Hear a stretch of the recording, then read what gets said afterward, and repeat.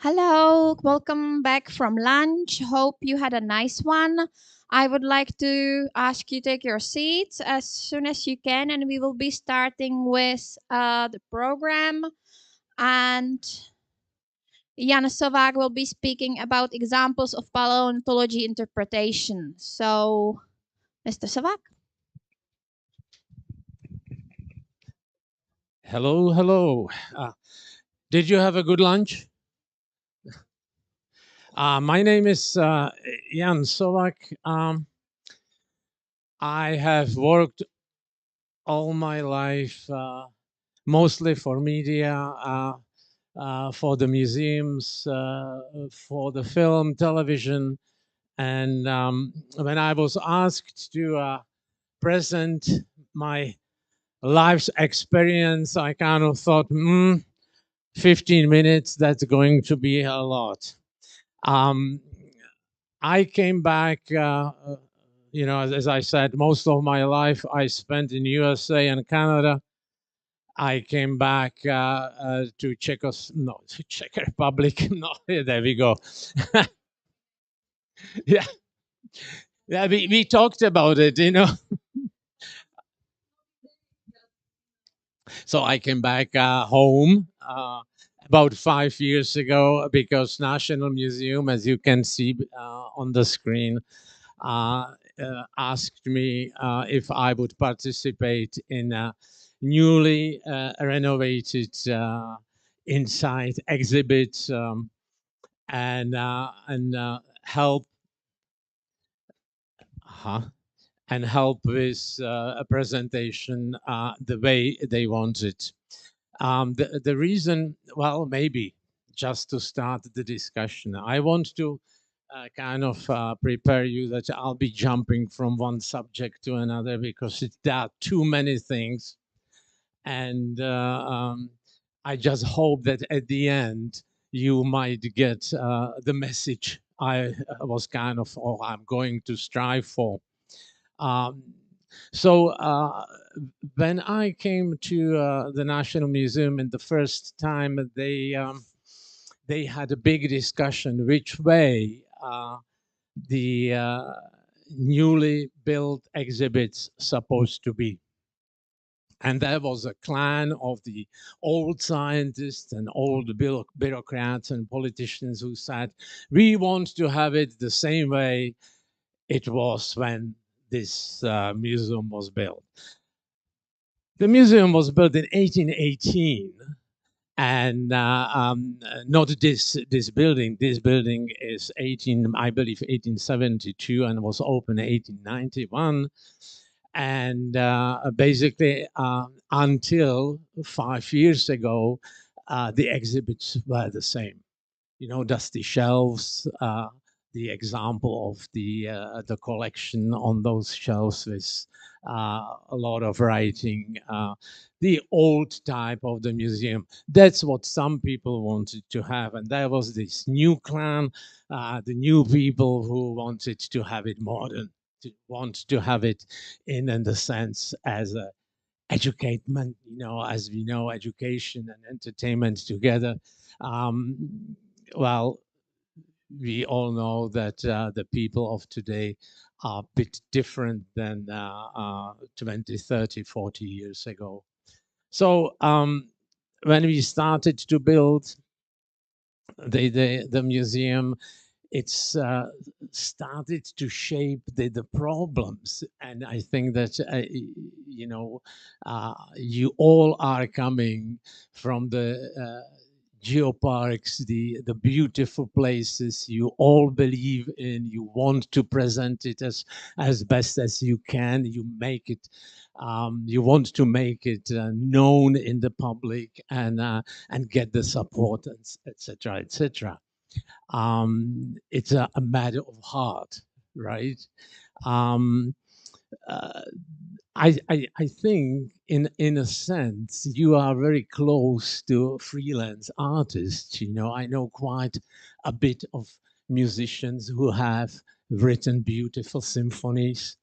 I know writers who have done interesting books, and they all have it, in in the drawers of their working tables, and no one will ever hear it or read it. And now the question is how to make it visible, how to make it presentable to people, and how to make it to such a way that people want to hear or read more. So that's the similarity, I think, between the geoparks and the freelance artist.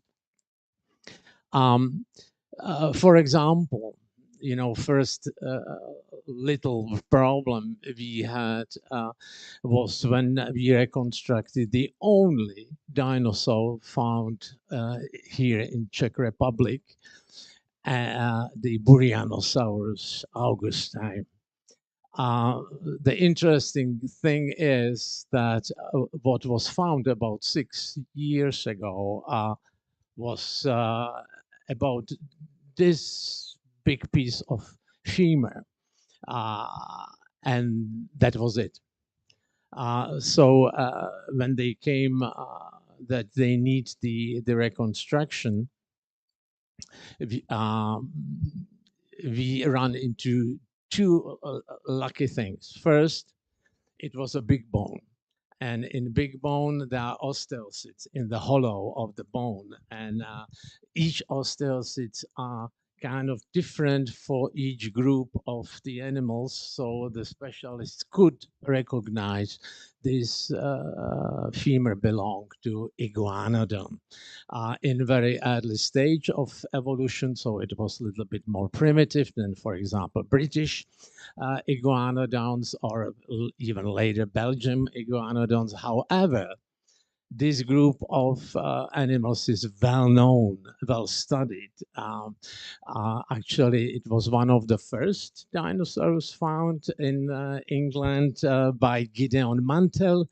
Um, and very well reconstructed. However, his nemesis, Sir Richard Owen, yeah, kind of changed that. But we, I think that iguanodon is one of the best known dinosaurs, and through the comparative anatomy, we could reconstruct what this animal actually looked like. But the problem was different. There was part of the scientists, curators, and perhaps the bureaucrats who said National Museum is a cradle of culture. It doesn't need those stupid models. Um, let's go away from the idea. And there was the group of young people who said, we should go a little bit further. We found out that that piece of bone that was found was actually in a sea deposit. So the animal, by the theory, died, fell in the ocean carried it here to Czech Republic because we were covered in Cretaceous by water. There was only sea and some small islands that could not support life of big animals. So how come that we had them? Well, there was the carcass floating probably on the surface of water. And why do we know exactly what happened? The bone had many marks of shark teeth on the surface. So they came and said, "Can you make the model of drowning? No, carcass, not really drowning, but carcass of dinosaur being attacked by sharks." So we had to reconstruct the sharks. I will go a little bit further. There we go. And I think that was the kind of point when the fight started. Like how could we do that to National Museum? The kind of paradox or of all of that, the irony is that this is one of the central pieces now. People talk about it, newspaper writes about it, television takes it into the shots because people are interested. Um, I just will go through other models we did, and all of that, mostly because at the end we agreed that the visual part of any exhibit is, and I hope I'm not going to hurt anyone, more important than writing. Um, on another jump, I about 2 years ago, a friend invited me for a walk to one of the Celtic oppidum that are close to Prague. It was a huge place built on two hills that are supposed to be connected by wooden bridge. And at let's say 6th, 7th century AD, there was about 12,000 people living in that. So it was huge for that time. And it was one of the first spring days. People were coming out of their halls, to enjoy nice spring coming. And on the way up the hill, there was this big signs, almost like the screen here, and with writing from the top to bottom, with little tiny and very interesting things. I stood there, and read those things, which I think are interesting, but nobody, not one person, stood there and read it with me. Everyone walked by like there was nothing. So I think a Plutarch said, a picture is worth of thousand words, and Shakespeare then repeated in, I believe it's the play Much Ado About Nothing, and I think there, and maybe more so because people now have all kinds of entertainment delivered to them daily, maybe hourly, maybe every minute through the computers and digital TVs and all that stuff. And they are difficult to make them impressed. They're difficult to keep them interested, and even more difficult to make them to come back and see it again. So those were the things for National Museum. In the same time, I was asked by Dr. Garden, the head of National Park Barandian, Geopark Barandian, if I would make an exhibit here. Um, I got lucky that friend of mine from Jurassic Park, Don Lesson, that's the second one from the left, came from USA to help us to open the exhibit, and all of that again kind of helped the publicity, because like it or not, people go for those things. So and you got actually unlucky, because the exhibit was here for 6 years and was dismantled about a month ago. So if you came a little bit earlier, you could see it. But part of that exhibit was work I did maybe a year prior to that for University of Alberta. And that's another very interesting thing. They came and they said, we would like to have some kind of promotion done through the web, through the internet. And we would like to offer paleontology courses through the internet for free. And people at the end would make the exams and get some kind of like um, papers. Yeah, you went through the courses. Yes, you did the test, and yeah, you are now qualified to be part of the academic society. Of course, it's not the same as if you attend the university. But and I kind of thought, yeah, that's interesting, but probably will not do much. 60,000 applicants a month. They got so many people they could not basically continue, and they were hiring, extra people to help to administer that amount of people. So that's probably another way. And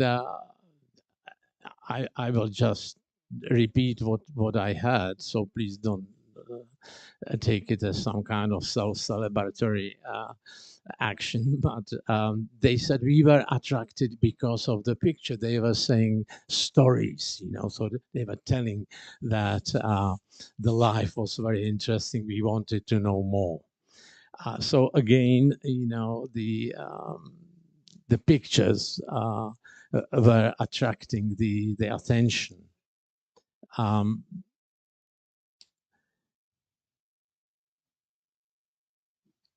and About 3 years ago, Prague Zoo came to me if I would be part of what they have started in 1950s. And that was the preservation of the only wild horse living in Mongolia, so-called Przewalski horse.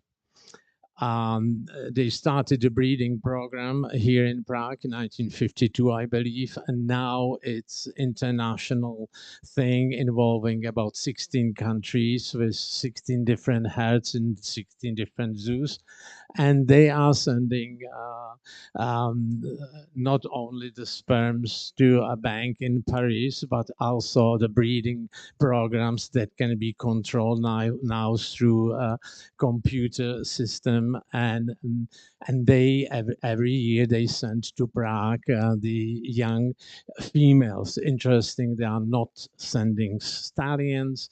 They are only sending mares to be transported to Mongolia. So every year here is about 3, 4, 5 mares loaded into a military plane, Casa, and flown to Mongolia.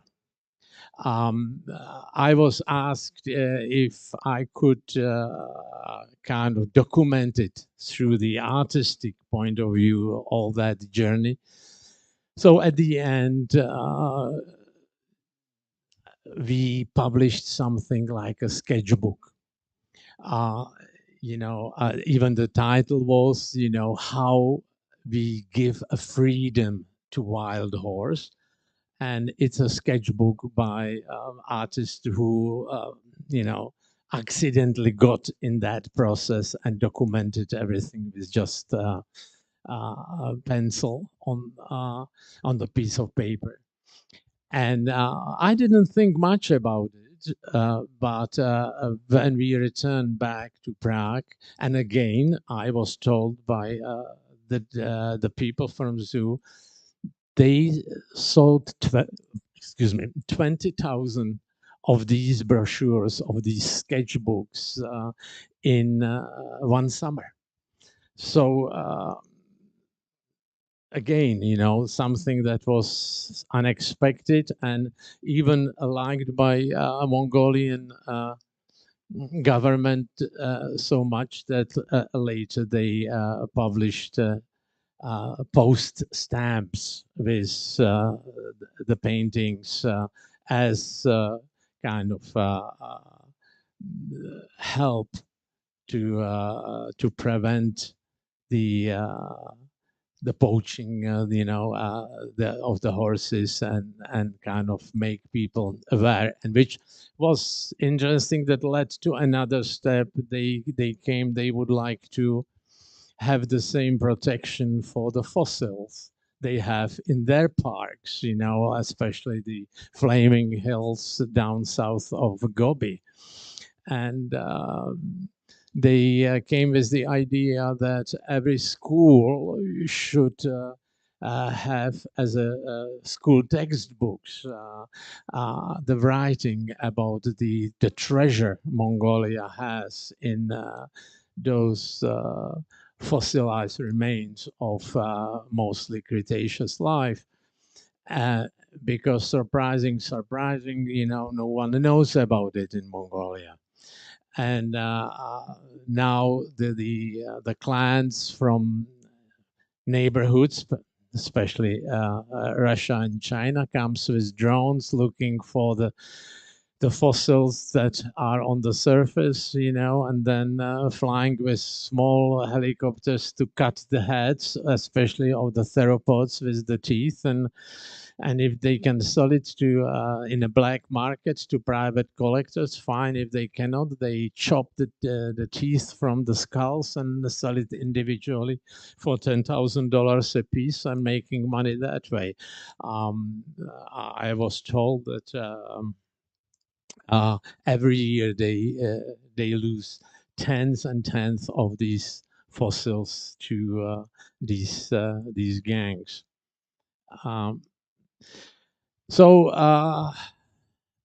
and when it came to Barandian, I think that you were already told who Joachim Barand was, and how he basically was the pillar of recognizing the very special occasion we have here in the central Czechia, where you go on very small place, very small region, you can find everything from Cambrian to Carboniferous. I think that the only competing place is China again, but China is huge, and the places are all over China. But here you have them basically in something like 150 kilometers, and you find them very close to each other. I think that you plan to tomorrow to go to two of those localities, and you will see it for yourself. So I kind of thought it would be interesting to show the people these places through a narrative, through some kind of story, something exciting for young people, for children to read. And so I made a little guy who can travel through the time. I tested the first book by him traveling to Mongolia and in late Cretaceous and seeing for himself uh, the dinosaurs of that time. Um, and yeah, and having it interesting. And then uh, when it showed that people are interested and kids love it and whatnot, so I continued in the subject of National Geopark Barandi and brought this guy to Silurian and Devonian in the third part. I just finished the fourth one, but it has not been published yet. When you go to Insa, you will see part of this submarine, as wild as it looks, where kids can climb in and see the oceans through the little narrow windows and play Captain Nemo and basically be part of or feel like being part of the Paleozoic seas. Uh, I know for the fisherman, I think this would not be that bad to catch. Dunkleostos from Devonian was one of the biggest predators of that time. And, when I talk to schools, I sometimes get very interesting questions like, where can I go and catch this fish? Uh, but on the more serious,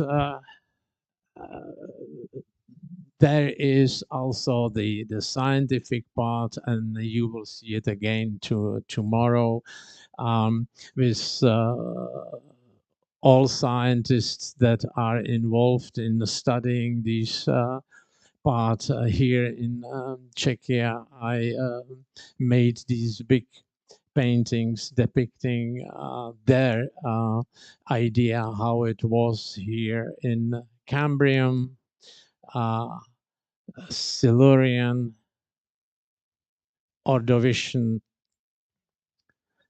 and Devonian. And just on the side, let me tell you, sometimes to work with scientists is to become close of idea to murder someone. Because, for example, in Koněprusy, you will go tomorrow. I did. Well, it's not. It's the child bite down in the bottom. I did it probably like 60 to 70 times, and it was wrong and wrong and wrong. Uh, so I came to an idea that scientists don't know what they want, but they definitely know what they don't want. Uh, excuse me?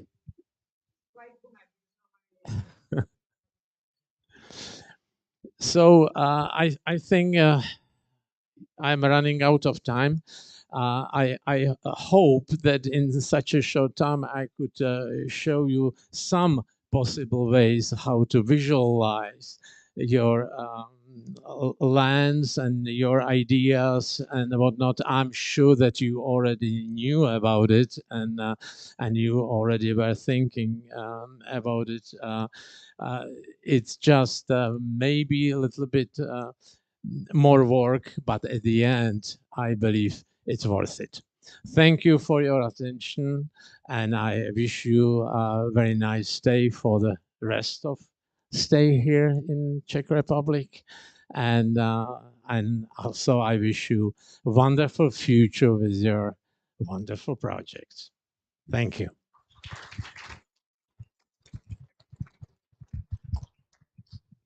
Because we are not late, I'll just ask if you have any questions.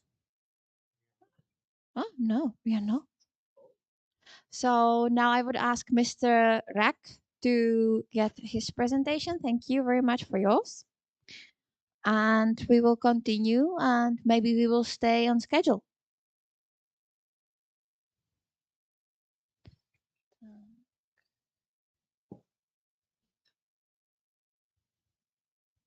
This is...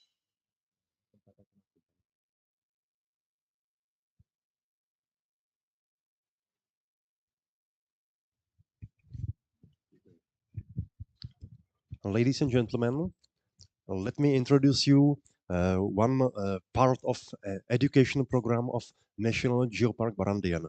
My name is Stepan Rak, and I am a geologist and paleontologist, and I am working for a half time somehow part job as a educator and tutor of geology in National Geopark Barandian. So let me introduce you this special type of program that we offer to schools, basic schools, also high school. And I must say that for most students and children are stones just old, dirty and dusty type of rocks deposited in schools, nothing more. There is no, they can't enjoy it.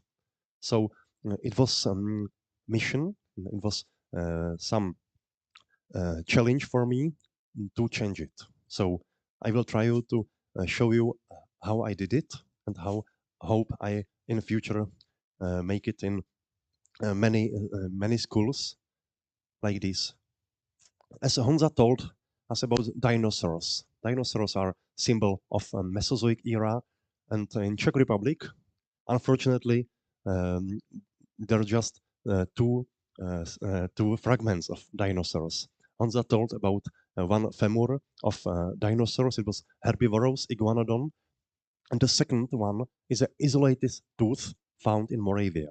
Just two dinosaurs have ever been found in Czech Republic. Unfortunately, no skull, nothing like that. And as Honza told, there was no good condition for them because there was just small lands and probably cold environment. As you can see, geology can be enjoying for children. Skulls like casts and also dinosaurs and also original teeth or some bones. And I also own original dinosaur's egg, so it's fantastic for them. They can touch it, they can try it, how it looks like, and how uh, old is it, and how height is it. So you can see that this program, Geo Schools, it means how to show geology as a fun or enjoy it, because it's not just a horde of stones. It could be much more than just some Latin names or chemistry, nothing like that. As you can see, there are megalodon tooth, and then many of them, many of fragments and models. But it's not just a dinosaurs, because dinosaurs are typical for other countries than Czech Republic.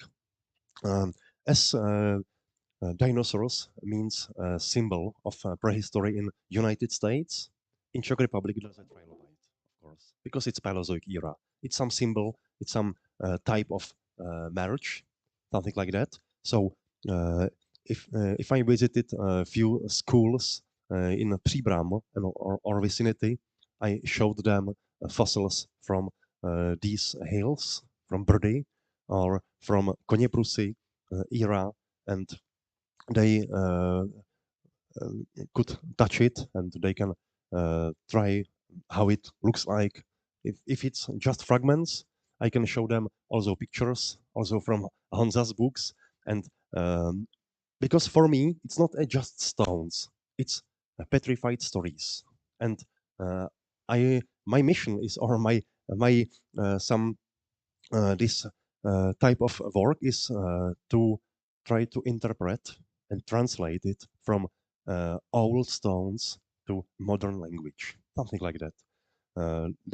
We can touch it, we can try it, and we can travel to past, to history during all these periods, and try to read old stories from layers. Many projects for schools. It was tens of them. It was maybe hundreds of children. You can see there's megalodon casts, something like that, but not just dinosaurs, not just these predators, but also trilobites, also type of prehistoric monsters from Paleozoic sea from Czech Republic. Dinosaurs are also good for kindergartens, because if you are 3 or 5 years old, you probably know all Latin names. From my experience, not just boys, but also girls can say something like Parasaurolophus, or something like that. It's typical for them. After it is divided, that boys maybe prefer dinosaurs and girls maybe prefer something different. You can see there how it looks like, how it this program works.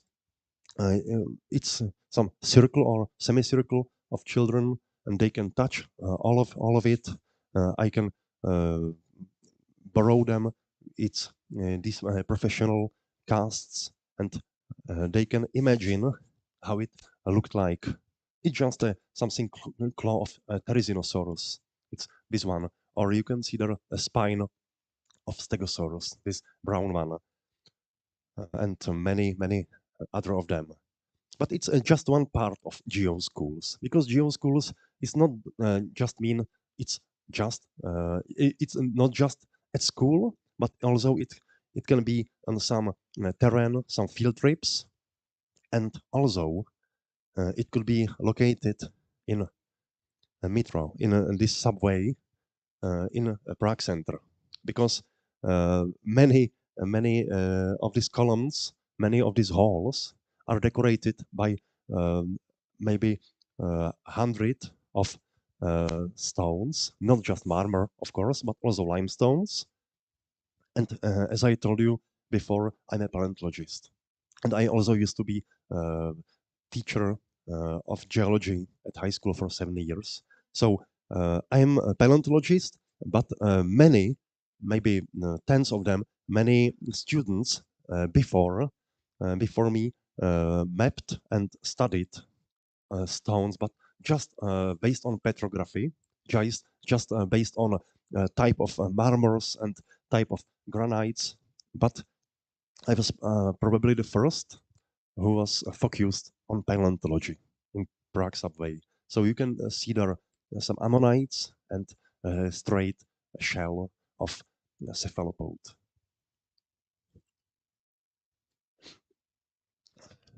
And also, I think and I hope very popular is Jurassic Park,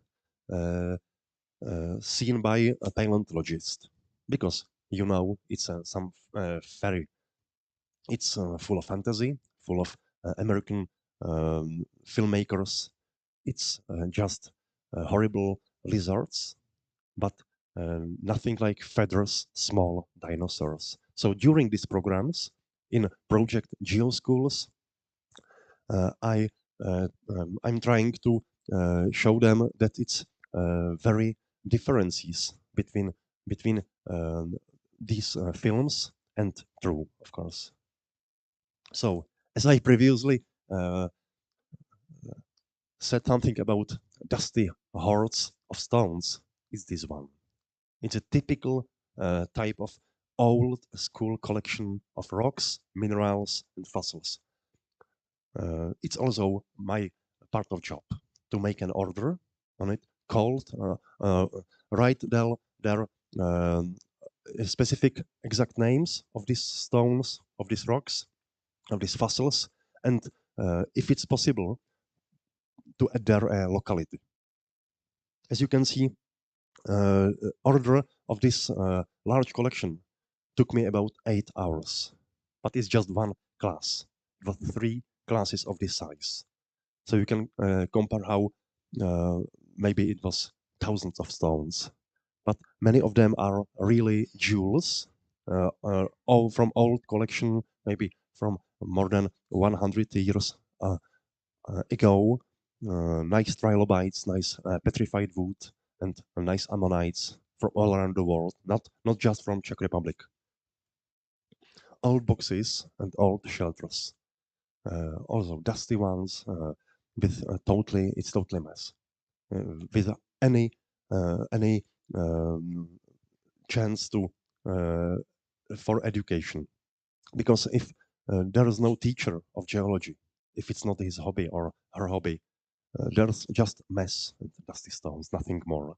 They don't use it during geology education, and my mission is to choose not all of them, but just maybe 10 or 20 of them, and choose the best one, not to be boring for students or for children, but choose the best choice of it. So there's many nice trilobites, also ammonites, also amethysts, and like quartz, something like nice crystals that are very popular for this education. It's the second part of geo schools, because it's also at schools. All collection that must be ordered and must be labeled, all of them.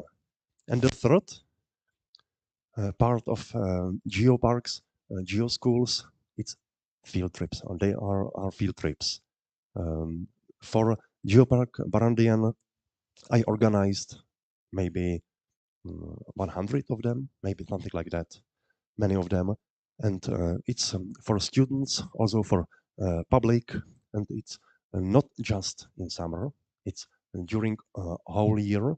And we are collecting fossils, and I made some small labels, as you will see, and it's good for this definition how it looks like, because collecting fossil or hunting fossils is very popular in Czech, like mushroom hunting, fishing, and also collecting fossils. It's very popular for 200 years. This hobby is widespread in Czech people, and as you can see, there are some pits, but they are made by commercial diggers, not scientists, unfortunately, because large trilobite is good for sale on eBay or something like that.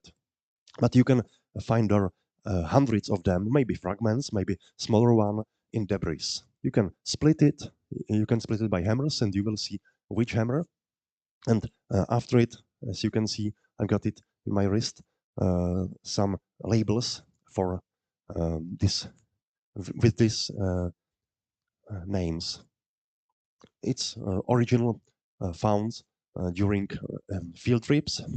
You can see it was in autumn or in fall, nothing like summer, and it's still during whole year, because geology must be educated or taught by in a terrain, not at school, not just at school, of course, because all these stones you must enjoy it, you must touch it, and you must try to split stone, because it's I think pure geology or pure paleontology. And based on Czech laws, you can wrap it and take it home. It's okay, it's yours. And you can see the picture of some shell, fossil, and reconstruction, and there is written what is it, what's name, locality, and an age. So this label I gave to any fragment, and it's my type of preparation. I've got maybe hundreds of these labels with these pictures, and also these foils with pictures, with reconstruction, with Latin names, and I hope that children and also public enjoy it, because I do. And as Honza told, that not just pictures are important, also models, also these reconstruction of cephalopods, of trilobite, of nautilus, ammonite, anything like that, that you can touch it. Because if you find any shell, it's just a shell, it's just a fragment of shell. There is no tentacles, there is no eyes, there is no soft tissues. And if you show during field trips something like that, or nice foil, it's much better than just fossils. And on this poster, you can see this Brabeck. It's a hero. It's some special type of man. I think it's some unfortunately Wenceslav Brabeck. It's not a good name for foreigners, but it's that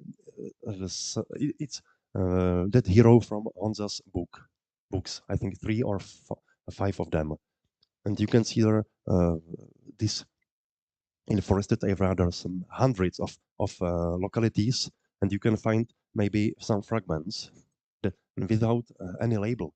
It's just a fragment. They can light it, and it's bad because it's more interested than trilobites. And you can see another type of field trips, abandoned quarries with nice view, with nice debris full of fossils. It's typical for Czech localities. It means a summer geological camp. It's not camp with tents, but it's some special camp that we picked up children about, I think, 8 a.m. and came back about, I think, 4 p.m. And based on grants of many donations, it was tax-free for all children. We also had this nice bus, microbus, and you can see from this boy how happy he was, because he found his first trilobite fragments. And I know him. I know him personally because it's my friend, and I know that these fragments are still in his collection. We visited during 5 days. We visited 12 localities by bus. It was fantastic because we were able to travel as fast as we needed, and we also made this fire and also um, have a lunch in some pubs, and also a little bit rain, but it's uh, it was during summer. Nothing has happened. And you can see the snail on the left side. There's a recent snail and a petrified one. So you can compare that its spiral shell is nearly the same, and you can show them that evolution of this shape is done. Nothing better can be evolved than this spiral shape. As you can see, all of them enjoyed it. All of them found tens of fossils, also shells, cephalopods, and many of them. It's in Beroun, some special wall with trilobite, with towers, with these typical buildings. And you can see there Smíchovské nádraží, Smíchovs. It's typical for, it's decorated with some special rows, limestone full of fossils. You can see there crinoid stems. It looks like some face. It looks like teeth, but it's not. It's cut and polished the stem of crinoid, and you can see there muschelkalk. It's this stone is composed of accumulated maybe hundreds of shells from these deposits. And during COVID, there was no possibility to have these field trips, unfortunately. But we made, in name of National Geopark Barandian, some Zoom presentation. And my friend lived in Turkey, and it was also during this presentation joined it by many foreigners from not from just Czech Republic, but it was Czech children, but they lived in foreign countries. And last picture is some special one, because I told you something about hammer.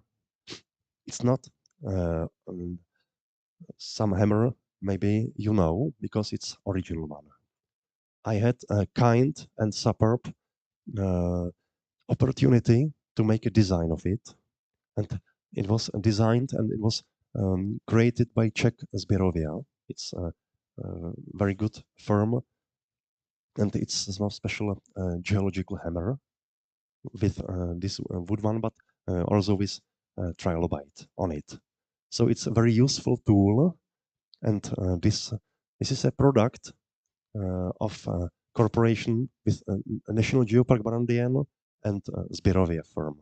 Thank you very much. I hope you enjoyed it, and I'm looking forward yesterday because we spent a few hours by collecting fossils. Thank you very much.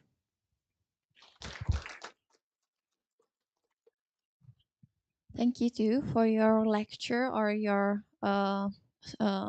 speech. Do you have any questions? Yes.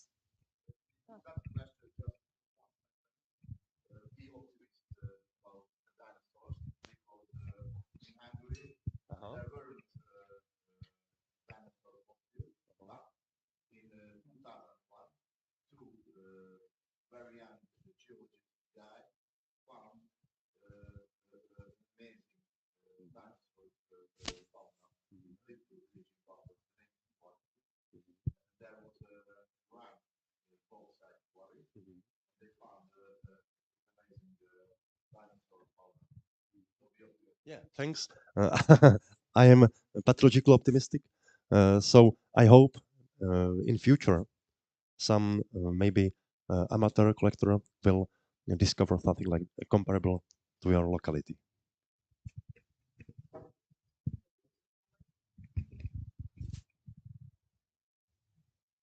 Okay, thank you.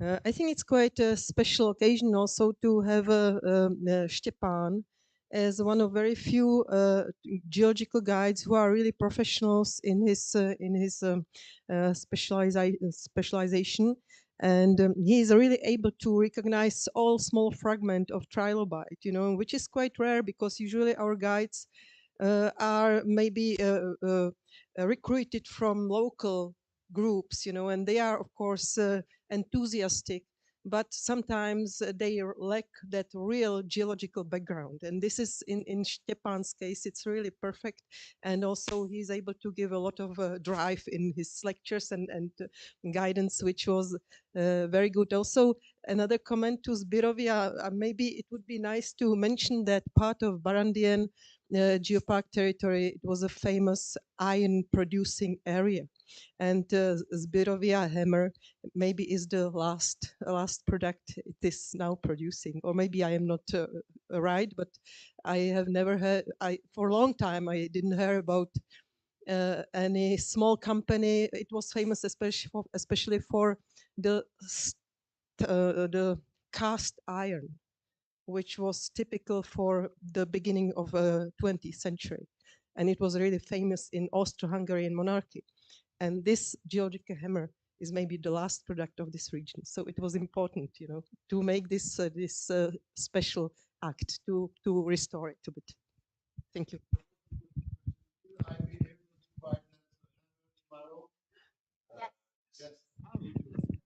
Uh, I I just might add that Stepan is very patient guide, and that's like really huge part of the success because he can have like 100 people coming over and he has his handset and all of them can hear him and all of them are running with the bits and pieces and asking what is it, what is it, what is it, and you have 100 people and every one of them is coming every 2-3 minutes. So he's amazingly patient person. I've seen it, I couldn't do it, but he can. So who is coming tomorrow, you can experience it yourself. You will be able to borrow the hammers or you can buy them, that's not problem. And I would just maybe add that the iron is not just 20th century of Czech Republic. It started in the Middle Ages in Brdy area, and that's the reason why we are going to smelter Barbara tomorrow. There was iron ore going there. They were smelting it since 19th century, and it started in medieval ages. So that's pretty much it. And now we would have break, or you wanna? Yeah, I just also wanted to comment it because, yeah, we are really happy with Stepan because geoschools are really very important. We have just ACEGN meeting during the lunchtime, and we were speaking about youth forum, how difficult it is to realize it and to involve young people. But you need the even small children. I mean, you need to start really from the kindergartens. So we appreciate that we have such a passionate person for geoschools in Barandian, because example of a small boy, he started to be so passionate, and I believe that he will be paleontologist in the future. And this is important to make the young people so engaged and passionate about this.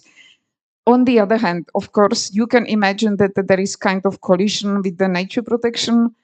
Surely, the Stepan especially could explain a lot, and there was problem, and it is still problem. But this is the bridge for our workshop after the break. So enjoy it. But before we start with the break, I have also some information from advisory committee of European network because one thing is that 15, it means in 2 days, it's finishing the registration for Reykjanes conference early birds, of course. Then it will be much more expensive. So just warning for you that you should finish registration very soon to have at least better price, because it's still a difficult price for us, as you know. And the second information is about the assembly for accounts of the GGN, sorry, that I don't know if you everybody sent the agreement with the accounts with budget for next year, because just 30% geoparks answered. So please, if you didn't done it, do it immediately, because it's closing the time. So these are informations, and also about EGN week. European Geopark Week is closing, and please use the GGN 2 decades celebration material you have disposition for this EGN Week celebration. So enjoy the break. We can start. Yeah, and I just added that the next part is supposed to be introduced by Mr. Zoros online, and he's going to be connecting 15:30, so we have 20 minutes. It's important because he has not time after, so he will be connected about 15 minutes. So please be on time. We have Nicholas here. Enjoy it.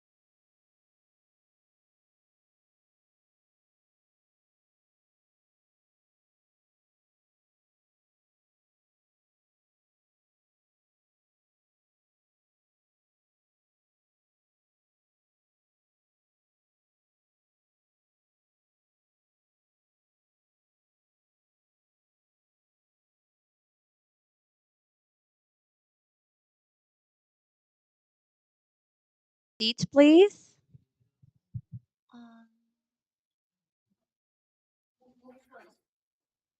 Okay.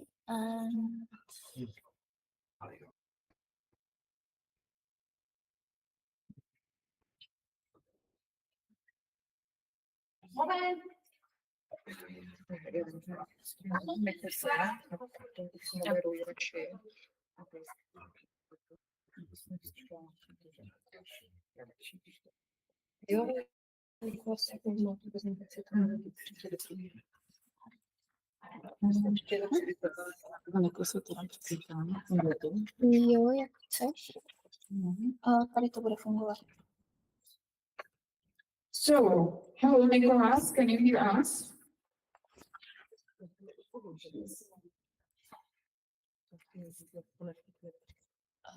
On tam už je, jenom on se připravil Yes, asi now we should start with the workshop dedicated to problematic of selling of geological material, mainly to selling rocks, which is of course problem connected with some environmental and human human impacts or human rights impacts. So we have Nicolas Zuros, who should introduce the topic and open the discussion of this topic, and probably to give some good practice examples and as well some bad practice examples, because this topic is quite frequently discussed on the Council of UNESCO Global Geoparks, and many times it's a very heavy discussion in Indonesia, but also in Czech Republic, various parts of the world. There are issues called bloody stones, bloody rocks. How do you want?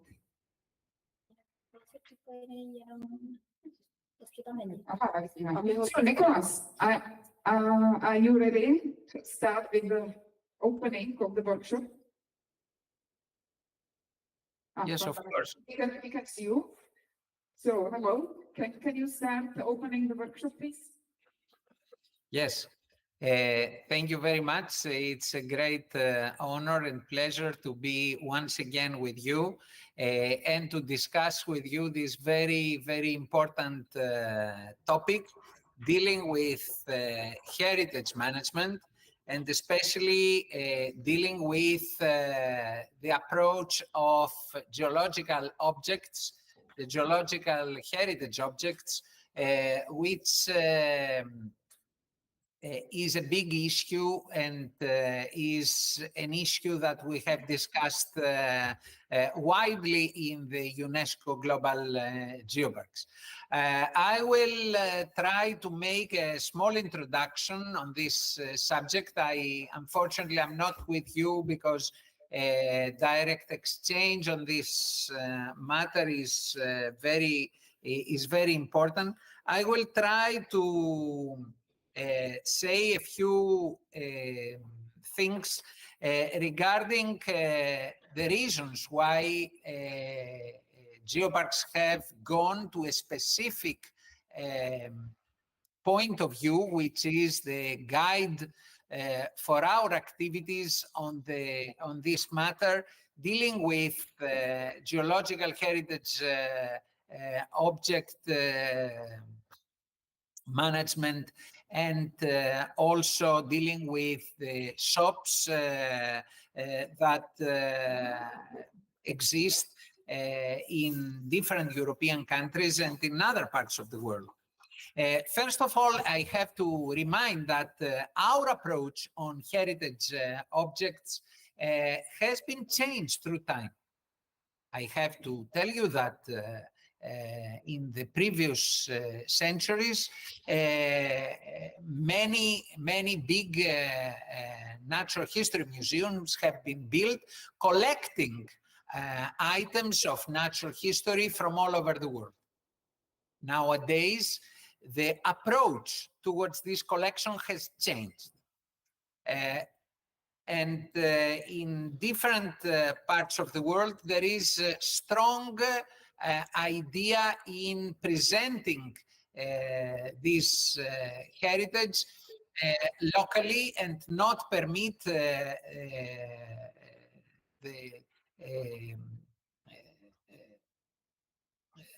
commercial, especially in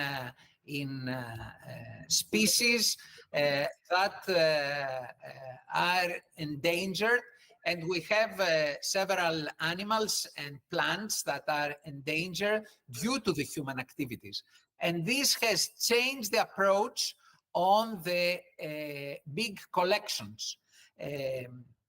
And we also know that in the past, items, heritage items, have a different approach in different countries, and the big museums have collected either cultural or natural objects and built their own collections, and now this approach has changed.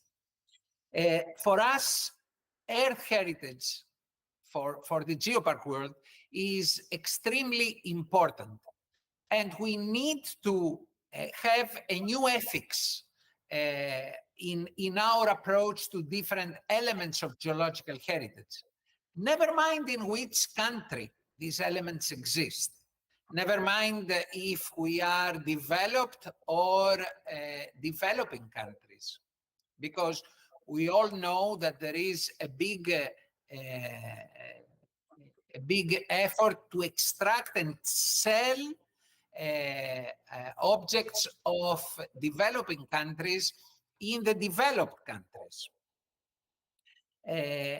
In our approach is that we need to give equal value to all elements from all parts of the world, which gives us information regarding the history of our planet. And for this reason, from an ethical point of view, Geoparks from the very, very beginning try to safeguard geological heritage sites by respecting and discouraging any commercial use of these geological objects. I know that in many countries was a strong tradition from the past for having these geological objects in shops and selling of these geological objects. But as we go towards a sustainable development of our planet, as we are working towards a new holistic approach on the heritage management, we need to give equal respect to objects coming from all different parts of the world. For this reason, UNESCO Global Geoparks gives special emphasis to the necessity of protection of geological objects, which are parts of our unique Earth heritage, coming from every part of our world. And for this reason, we expect that the managers of our areas of geological heritage importance give equal importance not only to the items coming from their own territory, but from all other parts of the world. For this reason, we are using this approach. Geoparks are against of sailing of the important geological items coming from different parts of the world, and discourage the giving specific value of money to each one item representing this geological heritage, because we believe that geological heritage, as all parts of heritage, belongs to the humanity and not to the specific owners. We, of course, permit sustainable collecting of sites within UNESCO Global Geoparks. And of course, we need a specific study in order to permit this kind of collection or use of in specific circumstances waste materials from that belong to rocks or minerals for specific commercial purposes.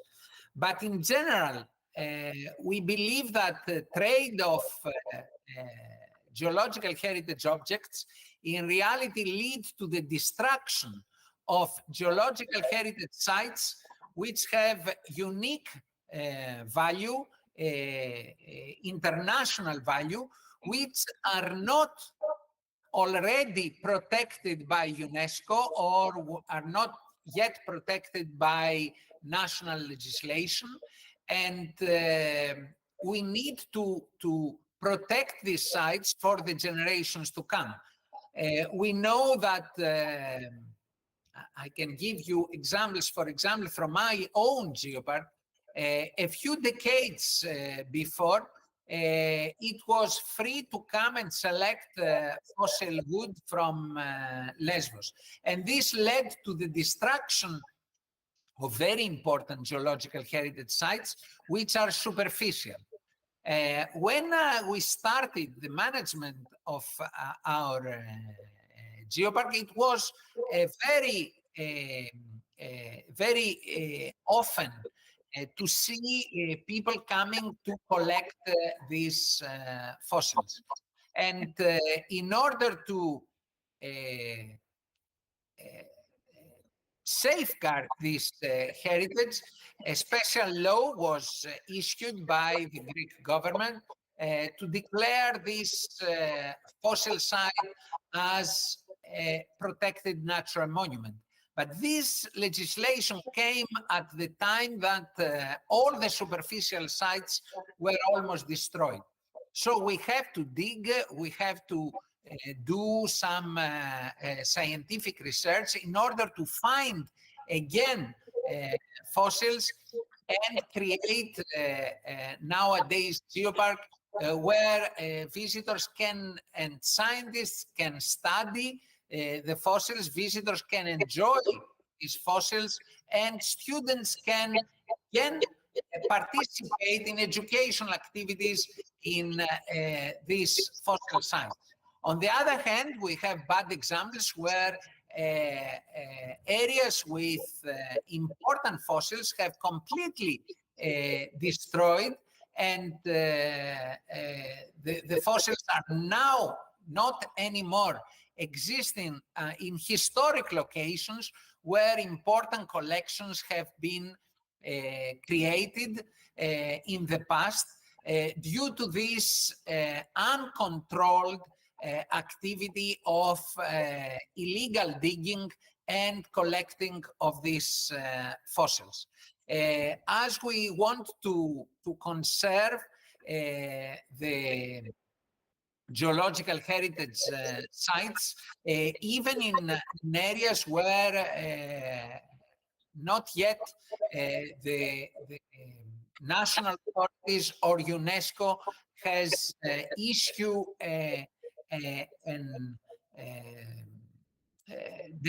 legislation for the protection of these sites.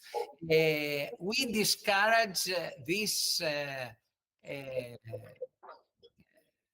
commercial use of geological heritage objects. And we know, for example, in various countries, I have several examples where still now some important geological heritage sites are destroyed due to this commercial use of the fossils or rocks. I can give you another example from my country. We have a very rare appearance of green quartz in south of Scotland. Some very beautiful samples have been extracted from these sites, and now, unfortunately, there are no any sites left on the island of these very rare minerals. We have also some other examples from other countries where important and valuable fossil sites or mineralogical sites have been completely destroyed by the commercialization of the fossils and the geological heritage objects in general. We approach this as an ethical issue. We want to conserve, preserve not only the heritage that exists in our territory, but the geological heritage of our planet, because only in this way we will manage to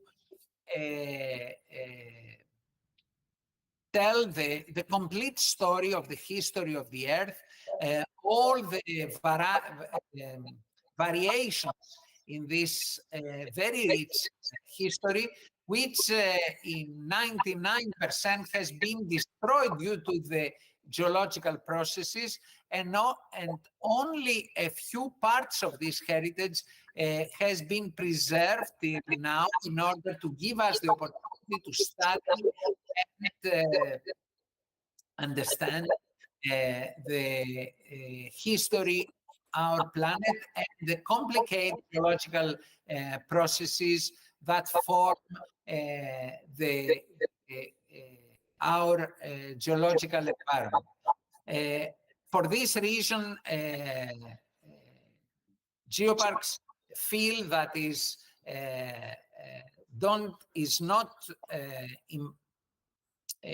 should not be permitted the commercialization and promotion of the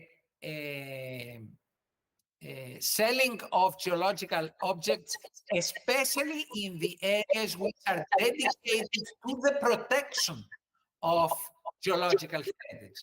And these areas are the areas recognized by UNESCO as UNESCO Global Geopark.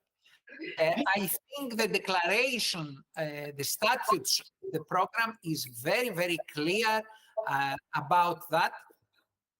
And for this reason, we strongly support the idea that the management of a geological of an area hosting international geological heritage as a UNESCO Global Geopark should not be involved in any way or support in any way the trade and commercialization of geological heritage objects. And we also know that there are other approaches, but participation in this UNESCO program is completely volunteer.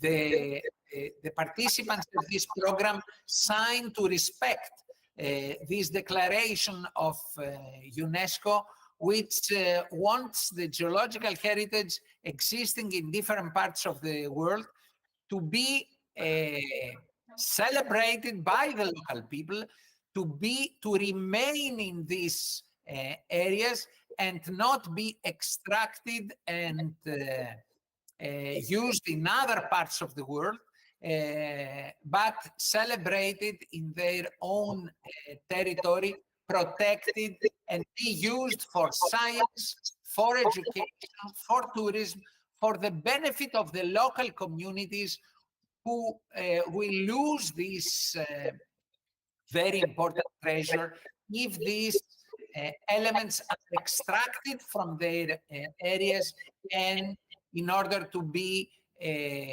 commercialized through shops in other parts of the globe. And we think that the values of UNESCO, the values of protecting, respecting this heritage should be transferred through all UNESCO Global Geopark in the best possible way.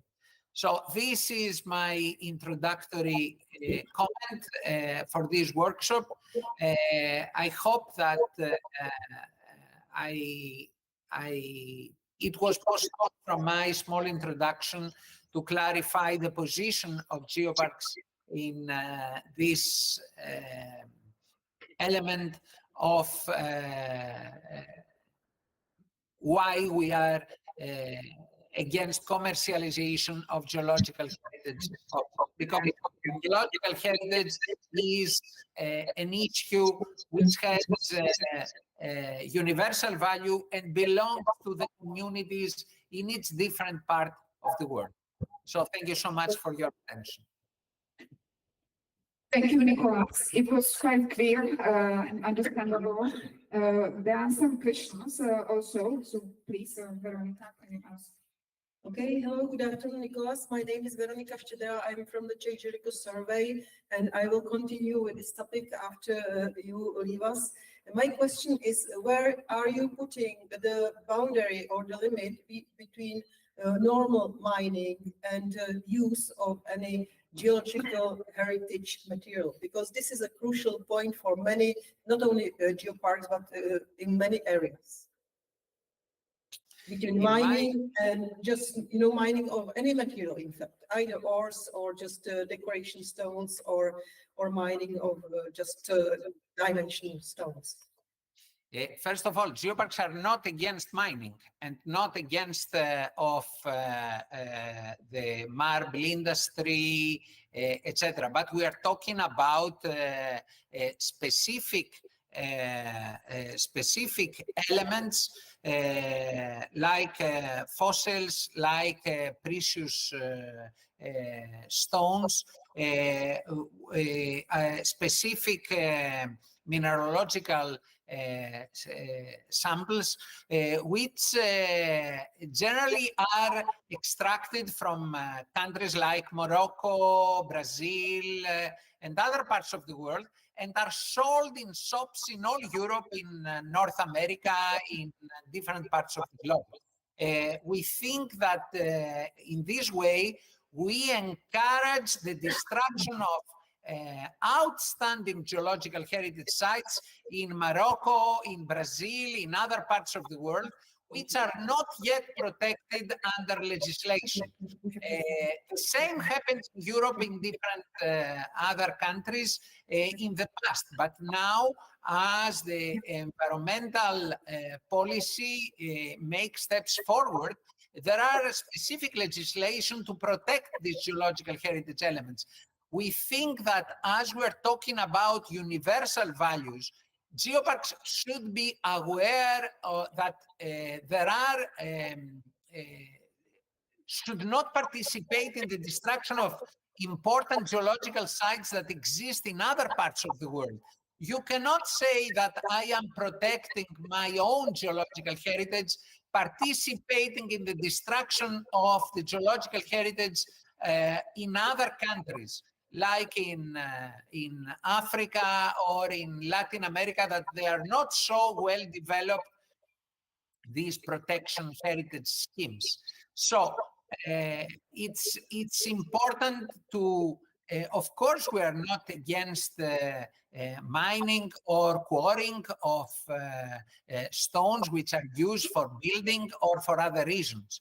But this is a different approach. We're about specific samples that are extracted just because of their value as representing fossils or mineralogical specimens of scientific and educational value, which, if they stay in their original position, can be protected and can benefit the local communities there. Okay, thank you very much. I think this is clear, and we will, of course, have discussion here about how to understand and take all these informations and maybe apply to territories of our geopark of V4. And perhaps there will be maybe also some other questions.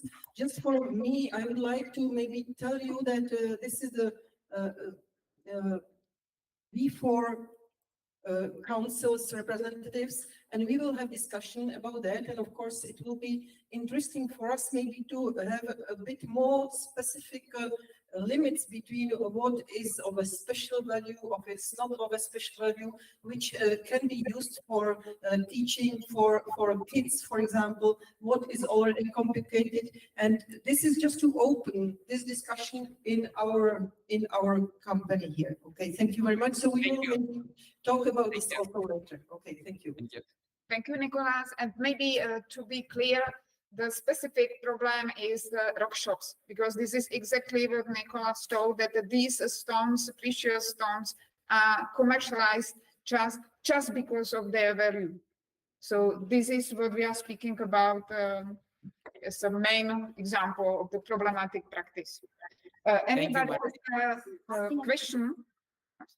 Anybody has a question on Nicolas?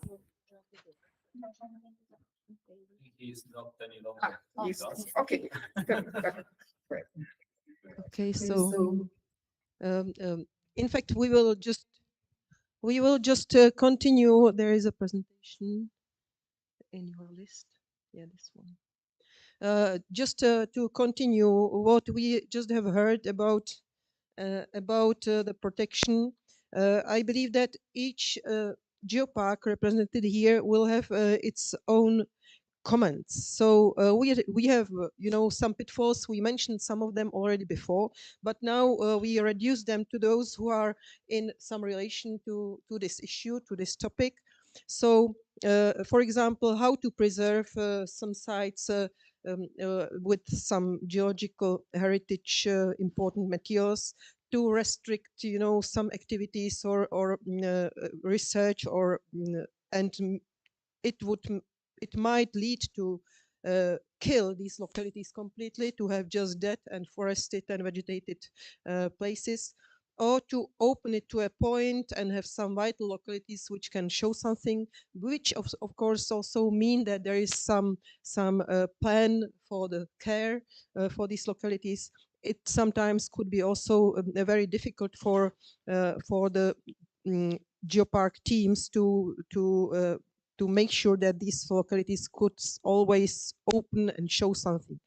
Then we have conflicts of interest, and this is the discussion about material on offer or sale. So we can just ask all of you, what is your approach? How you would like to see this limit, working for your specific territory. It would be very important for us to discuss, these details. And this is, in fact, for now enough. So perhaps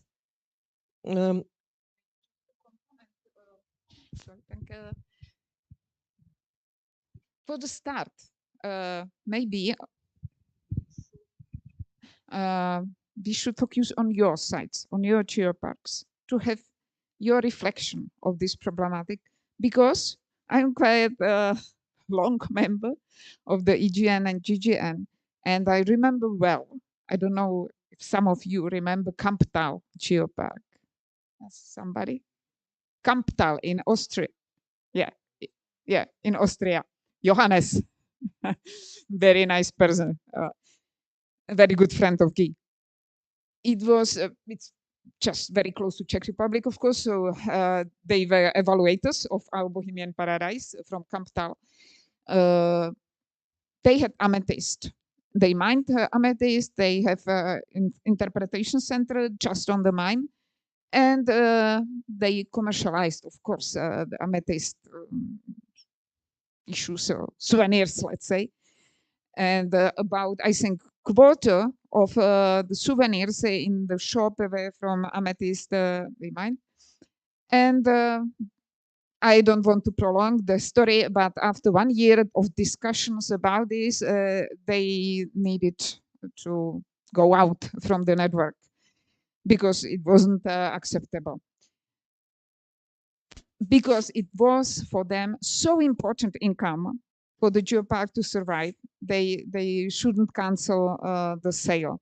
The reason why it is problematic was explained. I think it's quite clear, probably. But now the question is how difficult it is to solve this issue, because in many geoparks, when we started, there was some kind of sale, rock shops and other similar things. Some rock shops were directly in the museum or interpretative centers of geoparks, and majority of them, they stopped it because they understood and agreed what Nicolas told, that this is our mission, so we do it. It was difficult. It wasn't immediately. It took years for some of them. But still, there are some problems. And there's the question. Hungarian and Slovak colleagues, Hungarian, Polish colleagues, if you have still some problems, you can be open here. This is not any kind of inspection here. But we are speaking about the problems. Because in Czech Republic, in Bohemian Paradise, we have, of course, a museum, everybody knows it. And we are trying to solve it many years. So we'd like to know your problems if you have it, and if you have some problems to solve. You know, it's not only about maybe minerals and which are commercially exchanged with other parts of the world, but one of pillars of Czech Paradise Geopark was the mining and processing and jewelry of Czech garnet. Yeah, so it's one thing. It's not a problem, but you know, what's the difference between that amethyst and our Czech garnet? I don't see any difference. And also, okay, then we have heard that, of course, mining, quarrying is normally accepted for geoparks. So most of these rocks are from these quarries and mines, and you save them, in fact. Of course, I know that probably this discussion. Okay, so how can you distinguish all that? No, for me it is quite difficult. Okay, I will try.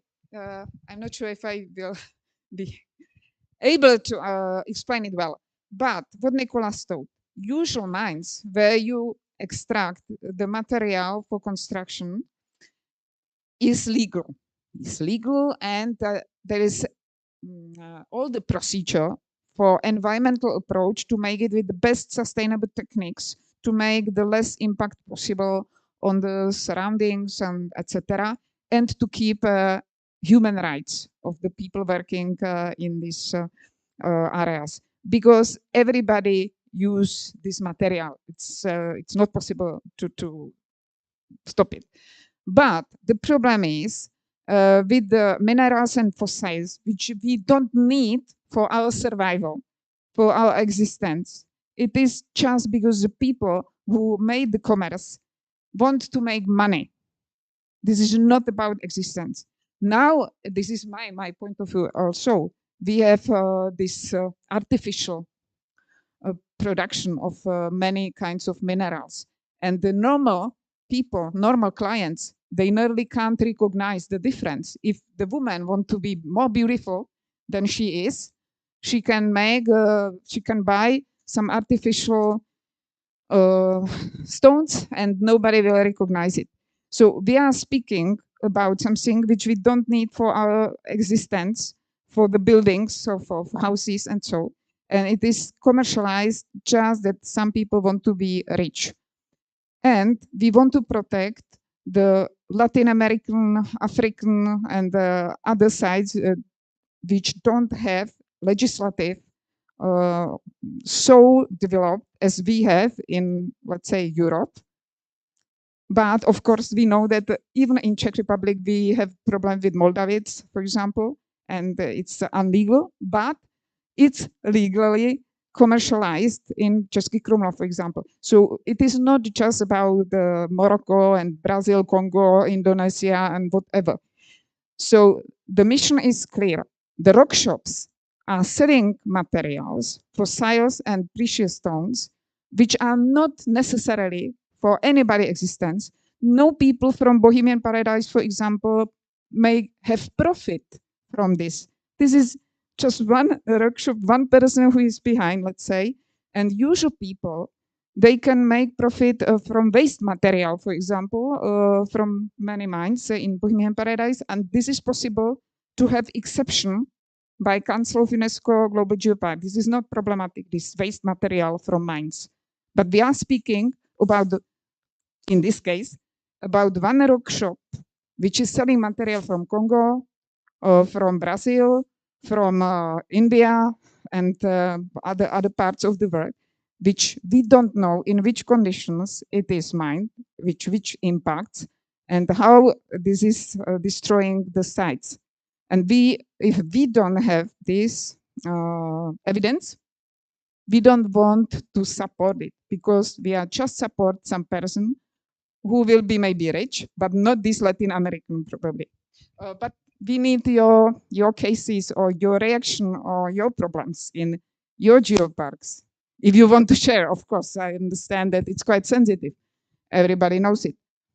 So is there anybody who would like to comment it, or maybe just Nicolas's presentation, please?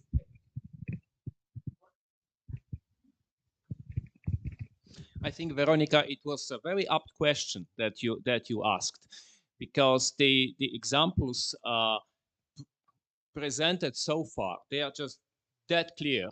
And of course, a rock shop selling big fossils from Morocco, that's bad.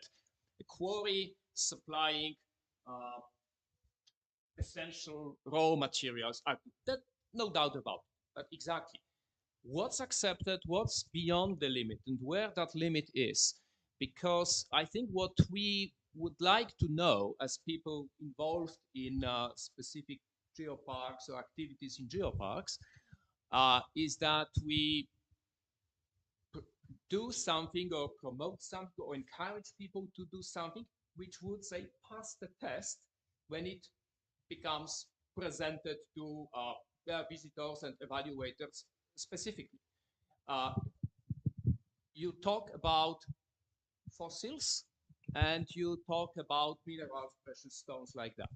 I'm wondering, is just purely theoretical right now. We have this land of extinct volcanoes, 3 periods of volcanism.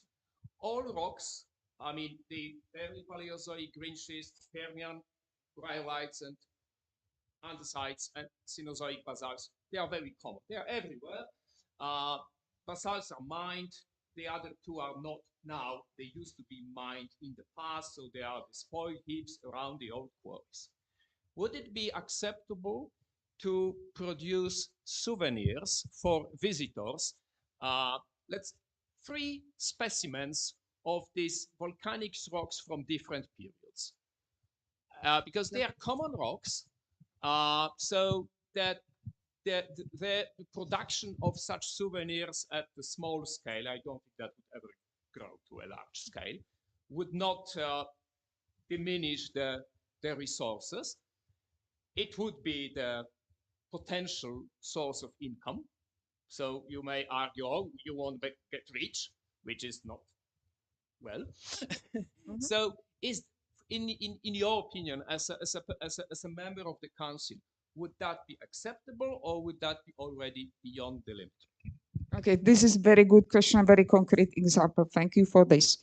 So, of course, as you told, my opinion, not opinion of council, yes. And yes, that you could commercialize, because one thing, it is for the local benefit of local people. They could profit, not some one person who will take material from all the world, from Latin America, Africa, just to sell it, just for him, not for local people. So this is another case, because local people, they made souvenirs from local material, legally mined, so no problem. And if you do it before you send this idea to council, we will read it and we will say, okay, that's quite clear. There is no damage, even if it's or then better if it's some old mine and you just want to refresh and to use the rest of the material for souvenirs. We should be quite crazy. It should be absurd to not to tell you that yes, why not to let people benefit from this. And in Bohemian Paradise to continue in a very nice 1,000-year-old tradition and intouchable heritage. This is something absurd not to tell. We just need to read it, to know the context, to know the condition that everything is okay. So normally in council, it took like 2 minutes to agree on such an issue. The last one was Jeju. They have granite and they used it for souvenirs, and we read it immediately. Yes, yes, no problem. Yeah, the same would be for Bohemian Paradise, but nobody just prepared this this proposal. But what we are speaking about, it's a rock shop, which is not benefiting local people. That's a problem. Okay, another question or comment? Comment. Maybe you can think about the topic. My concern is that also, in the world, even the target or commercial business with mineral specimen and gemstones and everything is evolving. There are legal mines of these materials, and these people invest a lot of money. They normally employ people, and their products are certified. So maybe in the future, even every African state will control their own wealth, and then it would be strange, if we would ban to use their legally mined materials. So maybe it's a question maybe for longer period, for more years. Maybe at the moment, my proposal would be that maybe for Czech geoparks, they can deal with their own material. It would be nice, if you can use maybe type of orthogneiss to make some small souvenirs, or the slate in the Krajina Břidlice, to what are they doing, of course. So if they are using their own local material, that it would be quite good for me at least, yeah. And we don't exchange and draw some unknown material from other parts of the world, and leave all that business on other subjects. So this would be the starting point for myself, at least, yeah, and my proposal. But maybe you can comment more. Yeah, perfect. Vitek and Barnabas, you will also. Okay, but there is another line. Okay. Okay, Yeah, thank you. after him. I just want to add something to your situation. So in your case, there is one more very important element. This is communication. So I think you must, not should, you must communicate it very clearly that it's locally produced. It's the raw material is for a legally operating mining site. So if is it clear? This kind of communication. So it's a very important additional element. So for example, there is a nice box, a paper box, and in it this beautiful souvenir made of the local stone. But you must put a big logo or whatever, some kind of clear, very visible communication about that very important fact that I mentioned. Before Vitek, just thank you for this. This is extremely important, because you need also to give local people a message that this is okay and why it is okay, because we need to make public clear about it. So thank you for this. Okay, Vitek. Maybe I'm asking for an advice, because in my opinion, in our geopark, the problem is the shops that they are the private owner in the geopark area has got a shop, and it is a law in Polish law that they can sell, for example, malachite from Congo, but it is still allowed. It is registered business, and he can do that. It is not connected with Geopark. It is only on the Geopark area. They are not connected with the association. We know that we can go to his shop and give him a letter and tell that it is a bloody mineral only. So maybe maybe maybe the Global Geopark Network should postulate to make some laws, I don't know, embargo is a good word, to to selling such materials, like we have got restrictions or embargo for ivory, or I don't know, crocodile skin. So maybe it is to postulate as a global geopark network. It Thank is. you, Vitek, because this is, again, very, very good question and comment. I will start from back. No chance for GGN to give any kind of law, of course, even for UNESCO. Okay, what we, maybe me, thinking, we have kind of CBD Convention on Biodiversity, and there is, of course, quite important CITES convention, which is against selling all these biological material, you know, ivory and other things. We can slowly try to develop something similar with the geological material. Even I think that the people behind and the money behind are so strong in the case of diamonds and the various precious stones, etc. They are nearly mafia people, so maybe it could be dangerous to try anything in this way. But maybe this is just in my imagination. But what I wanted to tell, seriously now, what you described is quite common situation and quite clear one. And you answered yourself already. You have somebody who has right to do this bloody job because there's no legal infrastructure, let's say, any law to be used. But on the other hand, as Nicholas explained, we are a voluntary group. We have our own mission. We agreed on zero tolerance to this, and we agreed to fight against this. So you clearly told he is not our partner. He is doing something we disagree. We explained to him, we asked him, we sent him letter. We can also to make all these things possible with our materials, our websites, to explain everybody that we disagree, why not to go. You can do it very like, because you can't directly prohibit to go, of course, there, but you can stimulate people not to go there, not to buy it, and explain why. This is also your law. So he has his law, or his right, sorry, and you have right to do this, to explain why not to go there. This is all what you can do, and nobody will blame you that you have such a personality or such a bloody job in your geopark. What's the problem is when it is visible for evaluators and council members that you have such a shop in the territory of your geopark, and you are not only not fighting against them, I mean in legal possible fighting, this soft fighting, but you are even somehow cooperate.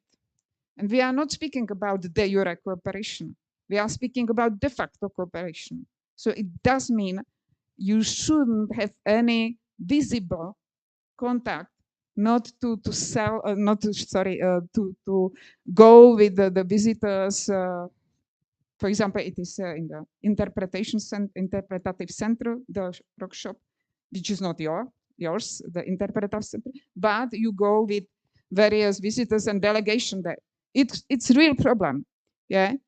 So you shouldn't cooperate in any way, and to show clearly that you are against, because only in this way you are able to show and explain publicly why it is so problematic, and also to make kind of pressure on this person to understand that he is doing really something which is not accepted not only by you and by the team of Geopark, but larger public, by visitors and by local people. You need to have the public on your side, and you need to be clear why it is so problematic. And everybody will see it. I mean, evaluators and the council members. So this is how to solve the problem. Martina, maybe, or there is also that issue if once we provide and sell our so-called certificated products, it would be good that we all also can prove it. I mean, we give people who buy it some certification that it was produced from the Geopark, Yes. like a local product. Because if we don't do it, you know, it may not be accepted in other parts of the world. Because if we don't want to buy certificated things, we have to certificate our products. It would be strange if we wouldn't do that. Normally, Veronica, what you are telling is very good because normally, if you have souvenir in geoparks, I think that John liked it as well because you complete the souvenir with kind of geo story, or we call it a story about the material from which it is prepared. For example, in Jeju, if they made statues, they add some kind of story or label. Explanation. With explanation, yes. So yes, of course, a label explanation. It's not only like protection of origin, but also proof to of interpret. Without any legal process behind it, just to show that it was produced in this place or that place. Yeah, but you can combine interpretation with Yes, this. yes, of course. So I believe that this discussion may continue, you know, through maybe some future time. But I think there will be the most important question were already given, but there is or maybe more cases which are like a little bit like on the edge. For example, I remember one case, I don't want to be too concrete, in the council, then it was like, for me, a little bit problematic because it was the case of Geopark, which has such a problematic center, or let's say interpretation center, very big one, with massive frequency of visitors because it's localized very strategically. So each visitor goes through this interpretation center, but this is not interpretation center of Geopark.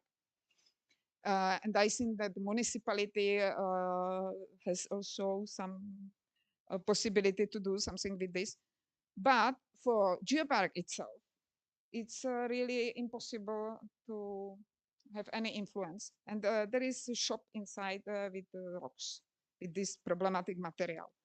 And it was discussed really nearly a half an hour in the council. And finally, it was a yellow card, even that the Geopark has no possibility to influence this, because it was decided that it will be pressure made on the municipality to try to change something with this bloody job inside of interpretation center. For me, for example, this case was problematic, and I was against because I see that it is frustrating for this team of the Geopark who is trying somehow to stop, but without any success. But of course, it could be always interpreted different, that you make real pressure and they will change. But many times, the shop owner, he is totally ignorant if it's in Geopark or not. It doesn't matter for me because I have my job and I have money and I don't care if it's UNESCO Global Geopark here or not. For municipality, of course, they want to be in the UNESCO Global Geopark because why I'm telling this, yellow card, and then after 2 years, the red one. There's no chance if they have any possibility to change. So that's quite serious question. Yeah. So fortunately, this is not so frequent case that you have really not any chance to, because normally the interpretative center is of Geopark. Happened also this one, but I'm just telling the case. I have no solution actually.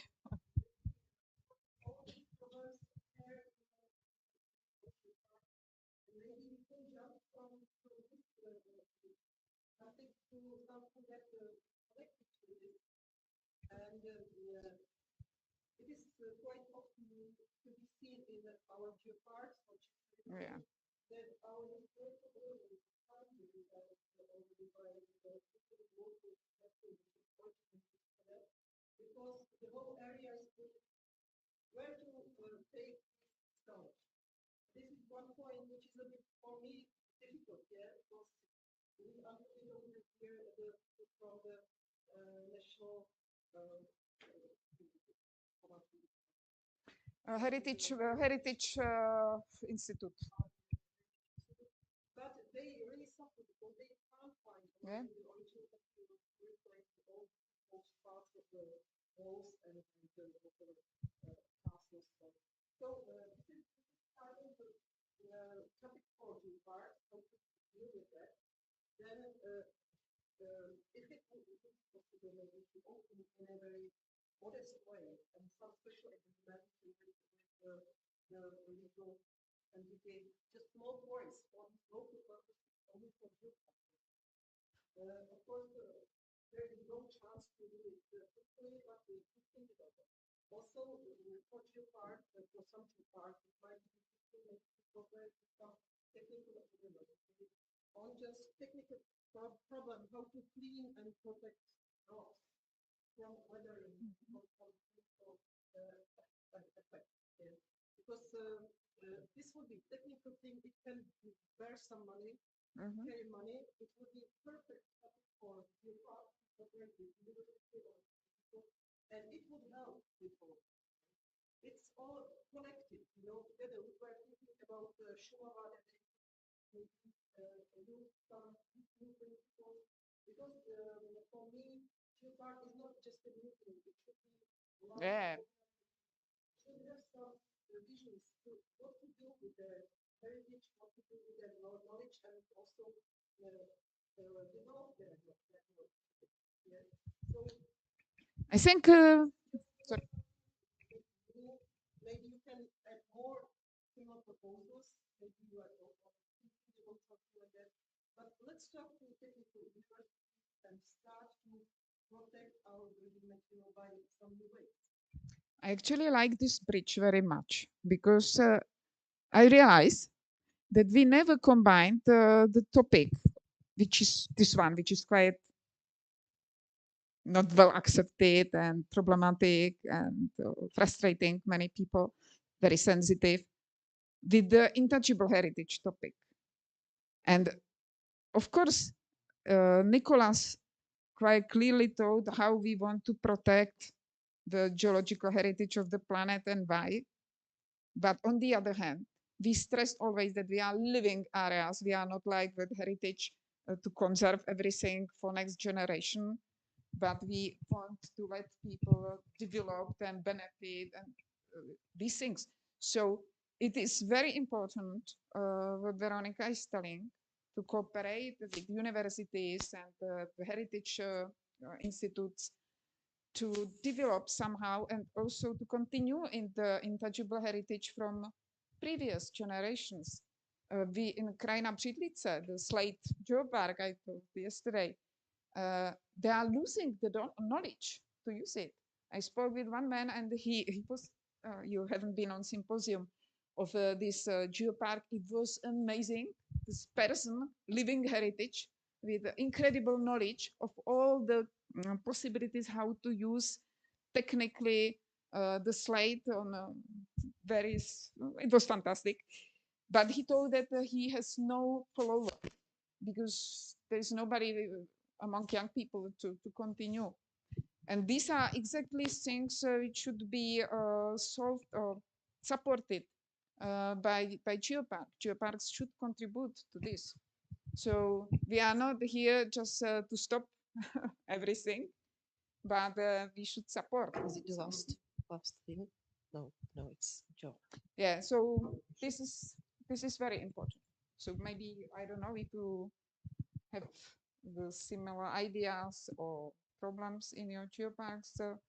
Because also in Bohemian Paradise, as I thought, we have really from Neolithics, the decoration of using these precious stones, agates, and so. It's really intangible heritage, which should be now inscribed in UNESCO list. It's starting. And it would be very problematic if, for example, in museum is rock shop. In this case, it is not possible to inscribe on that heritage. So these things are pretty connected. And we need for example, I give an example from our country, not to blame anybody, that we need to support this heritage to continue, to support local people benefit from waste material in the mines in the territory, because it's full of precious stones. And these mines are for constructed material, building for construction, the stones. So why not to let people to go to collect the precious stones and continue in a 1,000 years old tradition? That's our duty, actually, to do it. So that's exactly what Geopark should do, to help and to support these people, to support their knowledge, to make training, etc., or to help people who are able to do training, at least, but not the rock shop. That's very different thing. So I just realized that this very interconnected topic of intangible heritage and this selling material, which is normally perceived. Can maybe proceed to another topic, to John's contribution.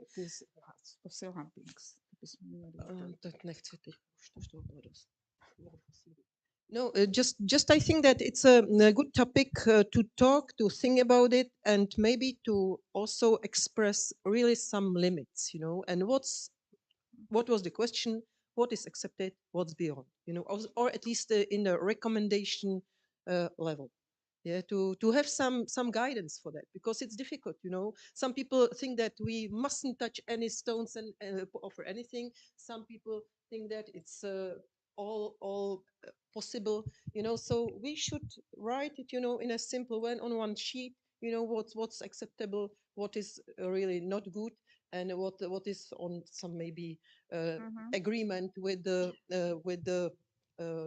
international council. In this moment, Veronica created working group, which she president of the working group, to prepare this kind of. No, I'm joking, but why not? To prepare kind of guidelines. Of course, that finally we ask Nicolas to advise if it's okay, the guideline.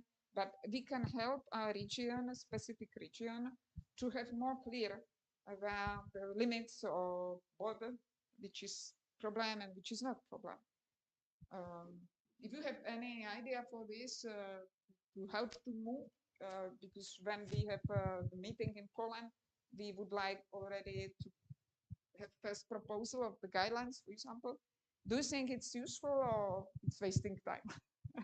Maybe, John, your experience is also very wide. What is your experience about, and what's your recommendation about this discussion?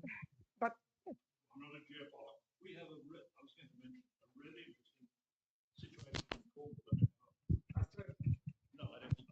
Well, I can have that. Let me do a wonderful, wonderful drawing. Got a big black felt tip. Anybody? Please. It's moved away. Ho, ho, ho. Thanks, Veronica.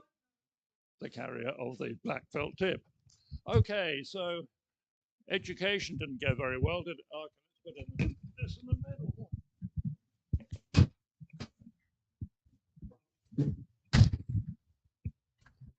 Okay.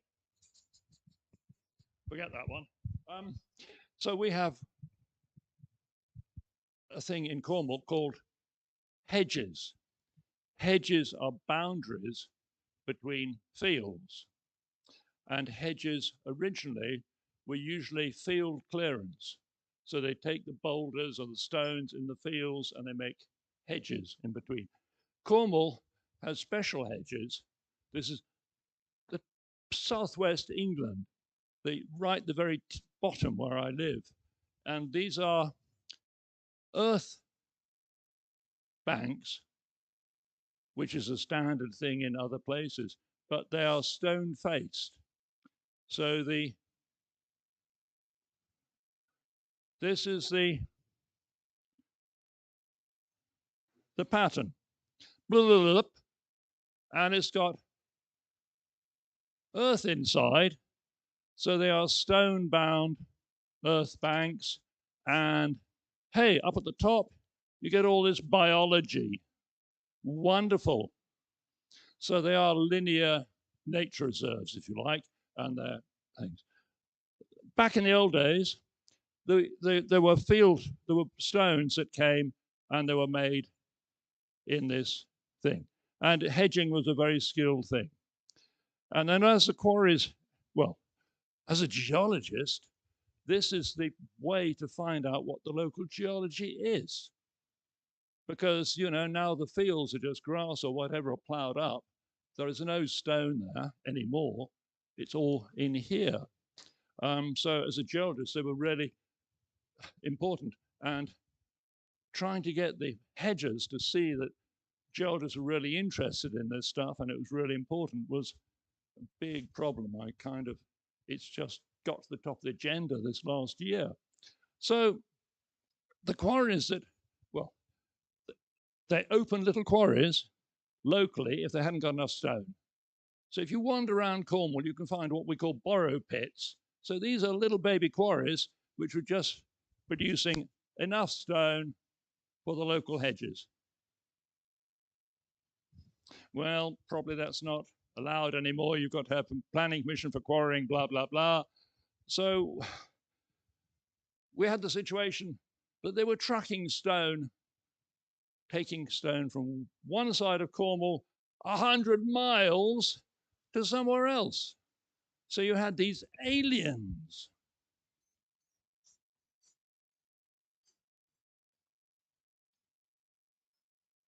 You had the stones that were totally alien to the local area.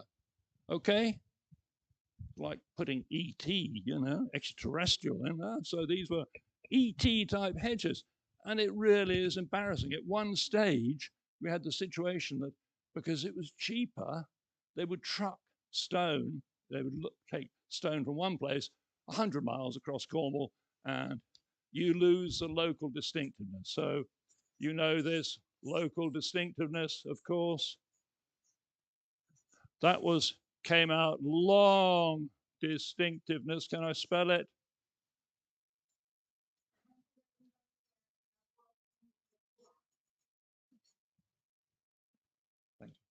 So local distinctiveness. So we're losing local distinctiveness. So they're coming back, and also the hedging the skills was being lost. And we've just had a great big road running down to the middle of Cornwall. So you can go from London or Birmingham or right down to the end of Cornwall to your £2 million house very fast. And they put some hedges, they specified some hedges should be along the road, these type of hedges. And they got cowboys to do it. Not the ones that go on horses, but cowboys in English is a very rude term for people that take on jobs and don't know what they're doing.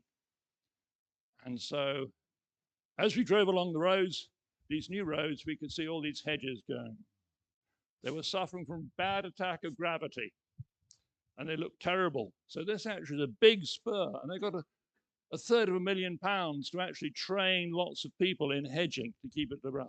And how it comes back to what you're talking about now is that part of it is actually to open up little local quarries to provide the right stone. And I was talking to some hedgers near me recently. They were building a beautiful hedge. And I said, oh, where did the stone come from? And it was about 50 miles away. It was a rather different rock to the rock that is the local geology. But at least it was only 50 miles. It wasn't all the way across Cornwall. But we've had some totally ludicrous situations. We've had ultra basics being moved onto a granite territory because there was a nice big quarry in the ultra basic. And then you find it sitting on top of a granite. Click ahead. Click ahead. Remember that? Well, next time you go there, you'll see there's a serpentine hedge there. It's E.T. totally. So that's what we have. We also have something very, very quickly. We have a thing called ROMP. A lot of the quarries in the UK operate under a post-war reconstruction thing, 1950 IDOs, interim development orders or something, I forget. You'll probably know this more than I.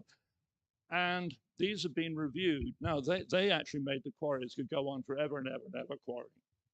And slowly those have been caught back. Review of mineral planning, whatevers. And these actually allow some quarries to actually produce a small amount of stone for repairs, reconstruction, etc., etc. So you end up with the right rock for the repairs. And you know, some of the main quarries are totally gone. So that's and there's a quarry near me which is actually produces a very unusual ultra basic, a pickrite, and that is really nice for carving apparently. And so for sculptures actually can get stone from that. That's perfectly acceptable as a quarrying activity. Of course, a lot of people in Cornwall who are newly arrived in Cornwall don't like the idea of any quarrying going on at all in Cornwall because lorries, noise, etc. It would be a dream to have only local stone used in Geopark. Not realistic. Lovely travertine around here. I would like to make.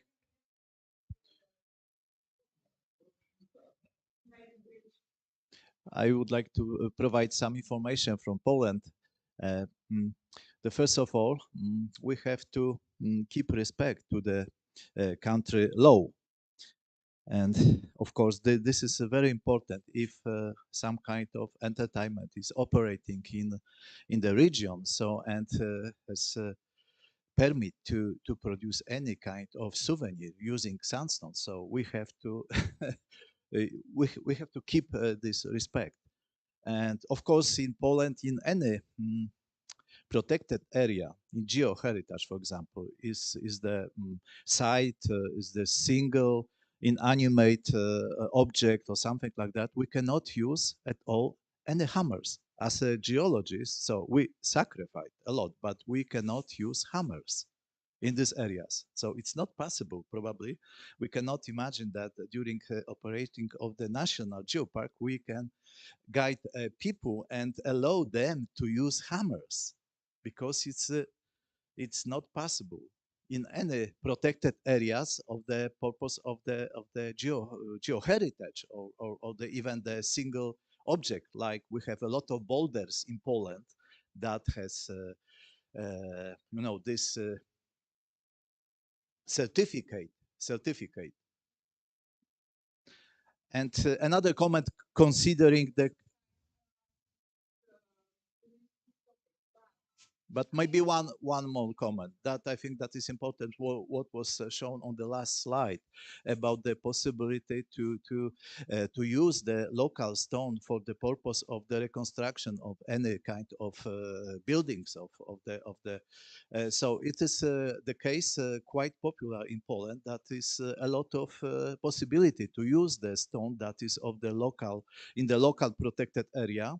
For example, we have from Lower Silesia, very good example that we have the quarry that was operating for a long time for the purpose to extract the very, very valuable limestone, crystalline limestone, almost marble. We can say the marble of the white color or gray color. And what was during the exploitation and using the explosive material was discovered the cave, very famous cave, the Bear Cave in the southern part of Poland, Lower Silesia. And after that, the activity in quarry slowed down and was closed, even this quarry, because of the purpose to save the cave. But from time to time, it is possible to extract the stone, especially for the purpose to get some material to reconstruct other valuable buildings or some, but they don't allow to use the explosive materials. So the distance between the cave and the quarry with famous stone is about half a kilometer or something like that. So it is individual. Of course, always it is different cases that we have to keep from the distance, and this is.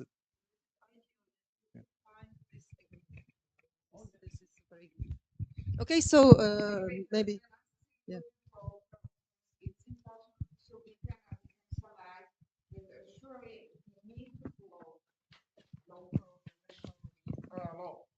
What is doesn't work? Sorry. So,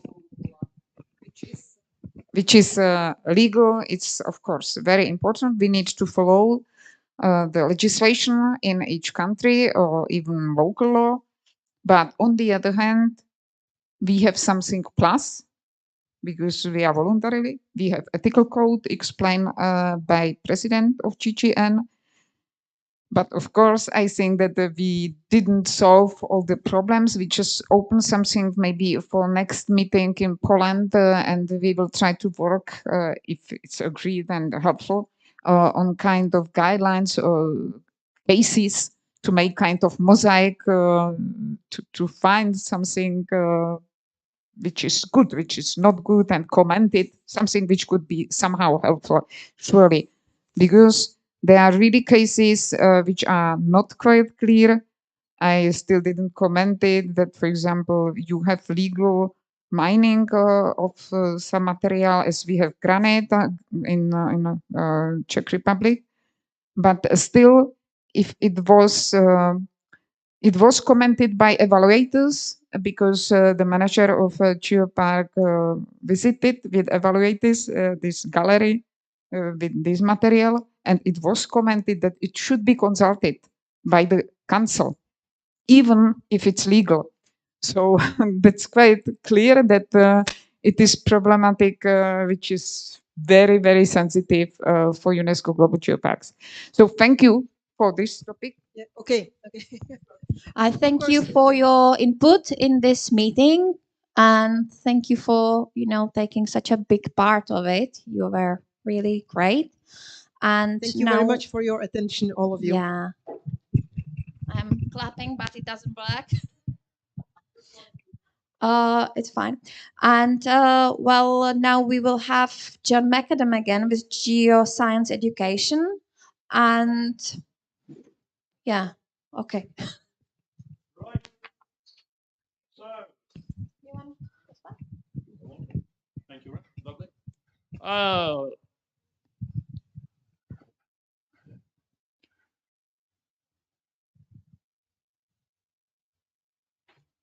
Well, Jan was talking about doing all these artworks, and I actually talked to him quietly over there, and I said, well, how does it work?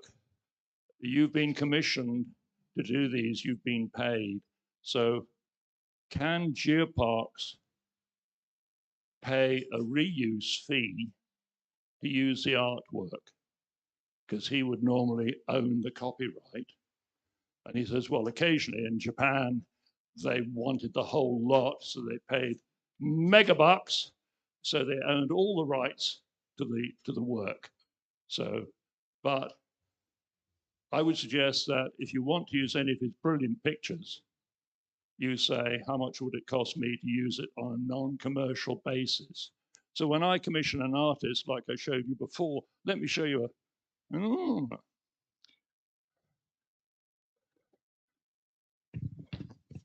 So this is a picture of very, very, very specialized echinoid and other things living on the chalk sea floor. It was very soft. It was an ooze full of exciting things, but they're mostly coccolithospheres, not forams. Sorry about that. And so the critters had special adaptations. So there we are. We have a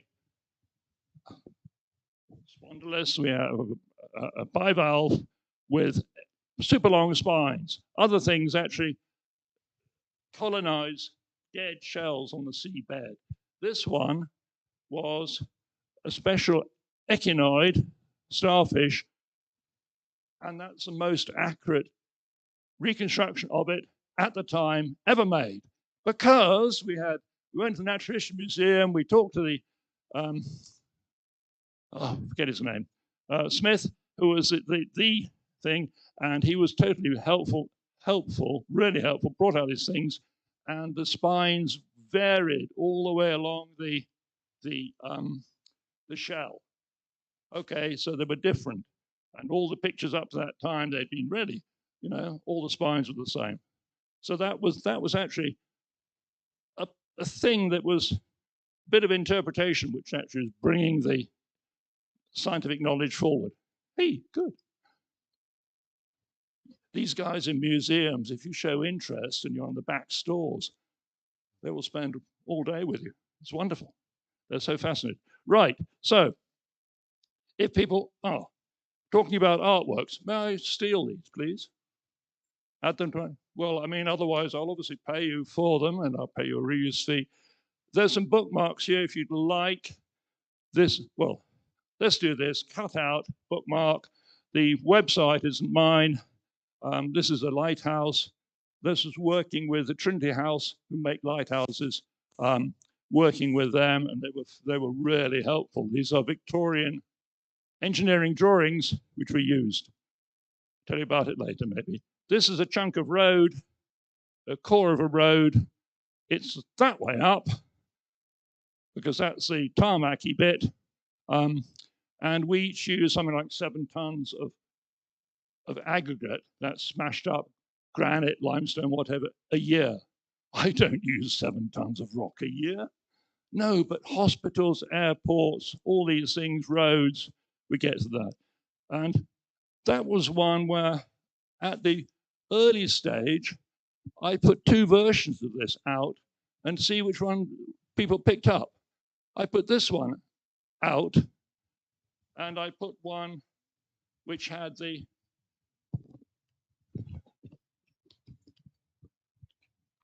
explanation out. And the one with the explanation on the front didn't get picked up. The one that was, what's that, was the one that got picked up. So the one we actually went to production with was the one with the explanation on the back. Okay, that's called something evaluation, formative evaluation. Oh, by the way, his paper will be out very, very shortly. Here's a lighthouse, I said that. Here, if you want to read about, I want to hear about mammoths in Cornwall, we have mammoths in Cornwall, or we used to have mammoths in Cornwall. So did woolly mammoths once graze where cows and sheep do now? We think we had woolly mammoths in Cornwall. Why don't we have any evidence of woolly mammoths? Because the material won't protect them, won't preserve them, but they're in the caves in a few miles away. Right, let's get on with this, which is what I should be talking about. Oh, get this right around. Geoscience Ed Part 2.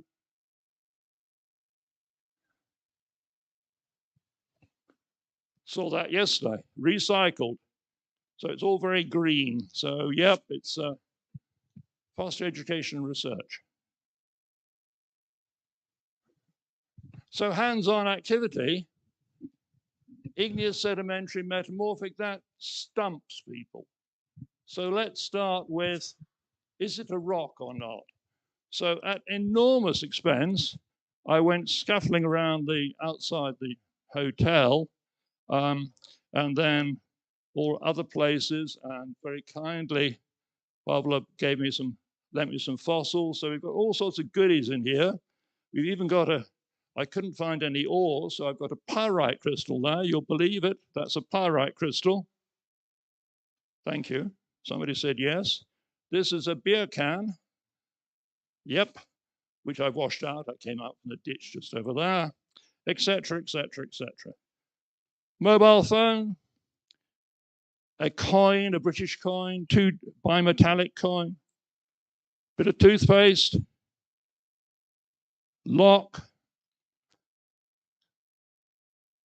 chunk of rock, cardboard, nice fossils, plastic spoon, a bit of the building. This is this facing of this building is travertine from Italy, etc., etc. Bit of plastic, some minerals. So yeah, so what do? We can put this into, start from this, and then we put it into rocks and not rocks. And you can, depending what you put in here, you can do all sorts of goodies. So here we are, I've got my camera battery. So this is a lithium ion battery. So maybe I could have some lithium mica, which we're possibly working, or some spodumene. Some of you aren't geologists, but you know, there's sources of lithium to go in that. Toothpaste. Well, this is not a rock, but it contains rock. It contains ground up limestone or feldspar or various other things. So, yep, you know, there's all sorts of goodies you can do, and you can. So here we are. This is a bit of plastic from electrical thing, and I've got some oil from when I worked in oil, so I've got natural oil, and you can say, well, you know, oil we burn and cause problems with CO2, but oil is an incredibly important feedstock. It was Arrhenius who said that if we carried on burning stuff like we did, they'd be growing oranges in Stockholm in not too long ahead. Here we are, this is a bit of wood, and you can see kind of growth rings, but then you can easily get bits of fossil wood, which is really good, or just a bit of ordinary coal, you know, not just a fossil. And you can, I think this is a really nice exercise. And then depending what you choose in here, then you can obviously lead on to talking about other things. Obviously layered rock, so you're talking about instantly, you've got sedimentary rock, you've got igneous rock, polished granite, well, it's still a rock, even though it's been polished, roofing slate as compared to clay slate, and so on and so on. Coin, ore, etc.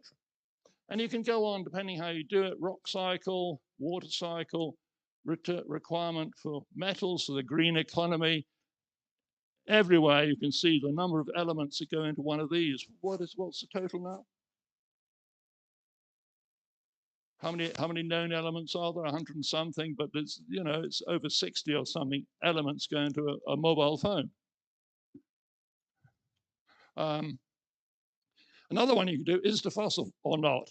And this is good because then you have some sort of semi-fossils like wood from peat bogs and so on. And so you can talk about the fossilization process. If you're here, you might have lignite as well. And then you can go into coal, and then you can go into anthracite. And then you're talking about tectonics as well if you want to. You don't have to use the word tectonics, but you're talking about pressures and things happening. Then there's all these wonderful things, hands-on activities. I did take loads and loads of pictures, so I used to do lots of hands-on things back in the past, and I use mushroom cakes stacked in the back of my little car, took them out. There was a laminated card in here, and I could rock up to somewhere with a load of students and set it out, and they were ready to go. And they were all interactive. The answers were on the back or somewhere else, and yep, went well. So yeah, so some of these, which mineral is magnetic? So you go a load of dark, boring minerals, and one is magnetic, easy. Which rock is limestone? You have a little bit of very dilute acid and make it fizz and so on and so on. Which minerals? Scratch a copper coin, scratch glass, so you could get hardness scale here. And of course, you can buy industrial diamonds very cheaply. So you can actually start. Maybe you don't want to encourage people to think that they can scratch the windows of railway carriages with their diamond rings or their commercial, I don't know. Are all the white minerals equally heavy? You've got to have roughly equivalent, you know, but you've got barite, you've got quartz, you've got calcite, blah, blah, blah, gypsum. So that's those. And And there's dozens of these things. I think I had 25 to 30 different mushroom boxes when I went doing this. Can you use this mineral to write your name on paper? They love that. Kids really love that one. And then you say, can you rub it out? And then you can start talking about how they make pencils. So what are pencils made of? The wood on the outside, but what's inside?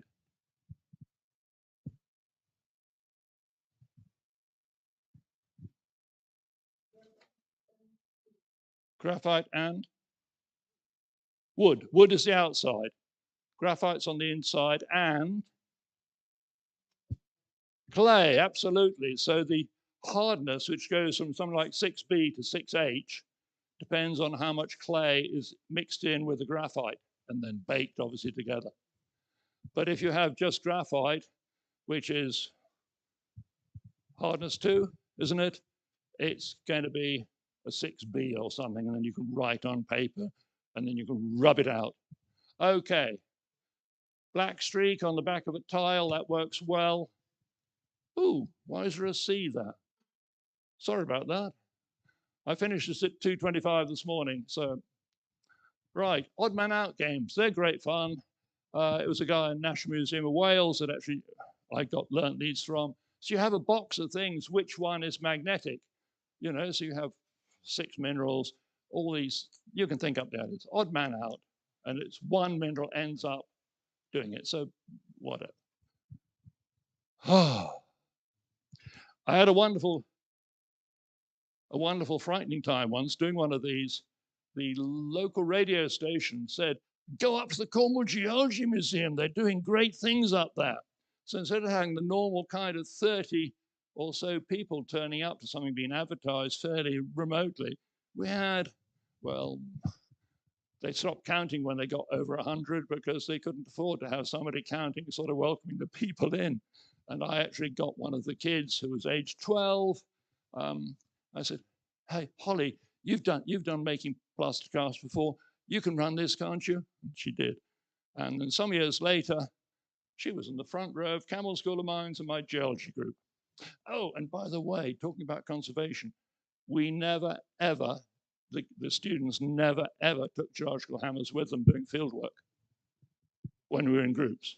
We had one hammer in the party with one of the leaders in case we needed a specimen for some sort of research purposes to make a thin section or whatever it was. So students, no hammers.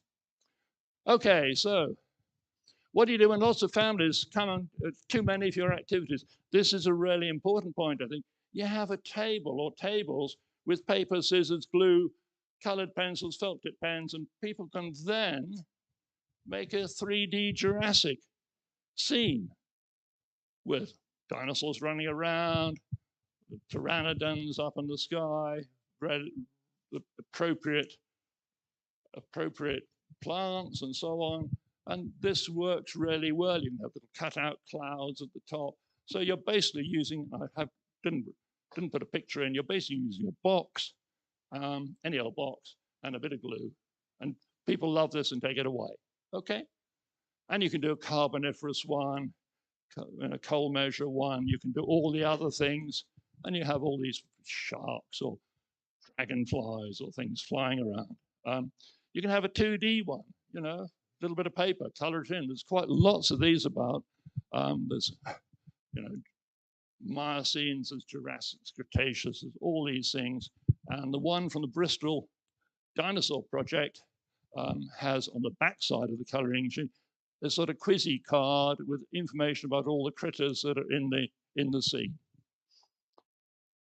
Then you have bits of random cutouts, random bits of bone of a dinosaur, and you assemble them correctly.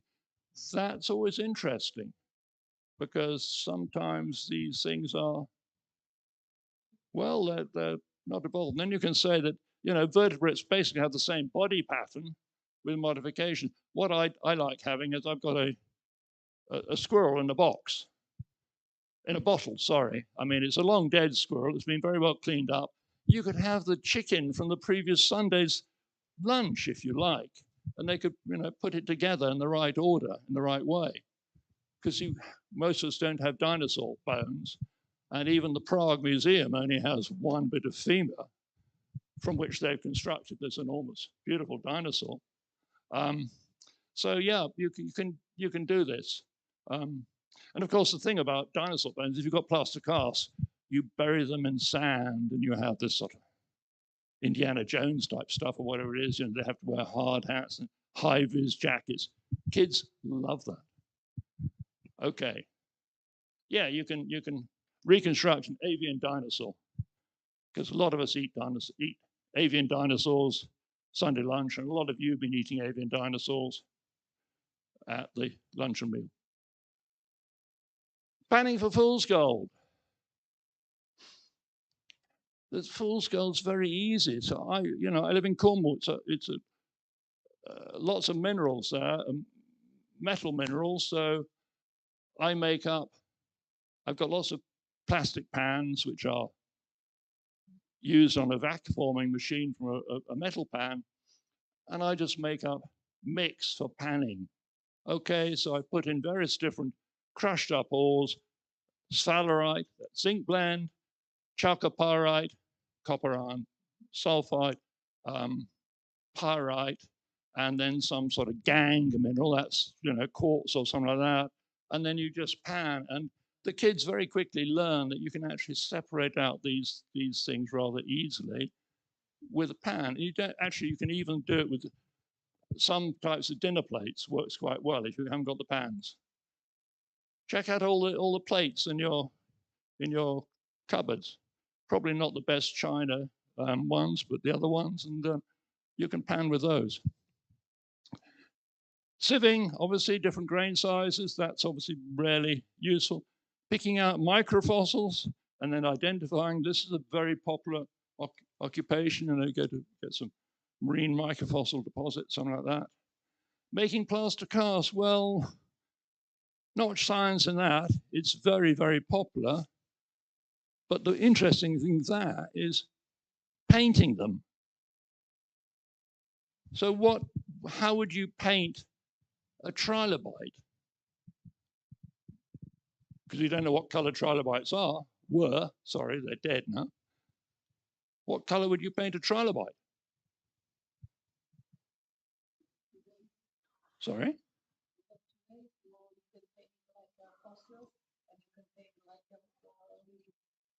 No, but how would you, no. How would you paint your plaster cast, which comes out white, to make it as you think it would be in life? What colors would you give it? I would like orange.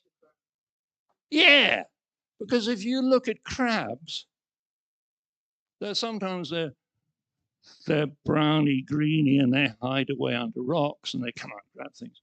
And other ones are really exciting. So you've got, lobsters and other crabs and so on. Yep. So, and then you get a big discussion about ancient environments and colors that things have for mating and so on. And that's a good science, not the actual physical, mechanical thing of making the plaster cast. It's actually reconstructing. And if you get lots of different kids, you can actually have a really good discussion depending on how they've colored up their fossils. Case in point, that picture I showed you before, this is the low carboniferous marine landscape in which we had.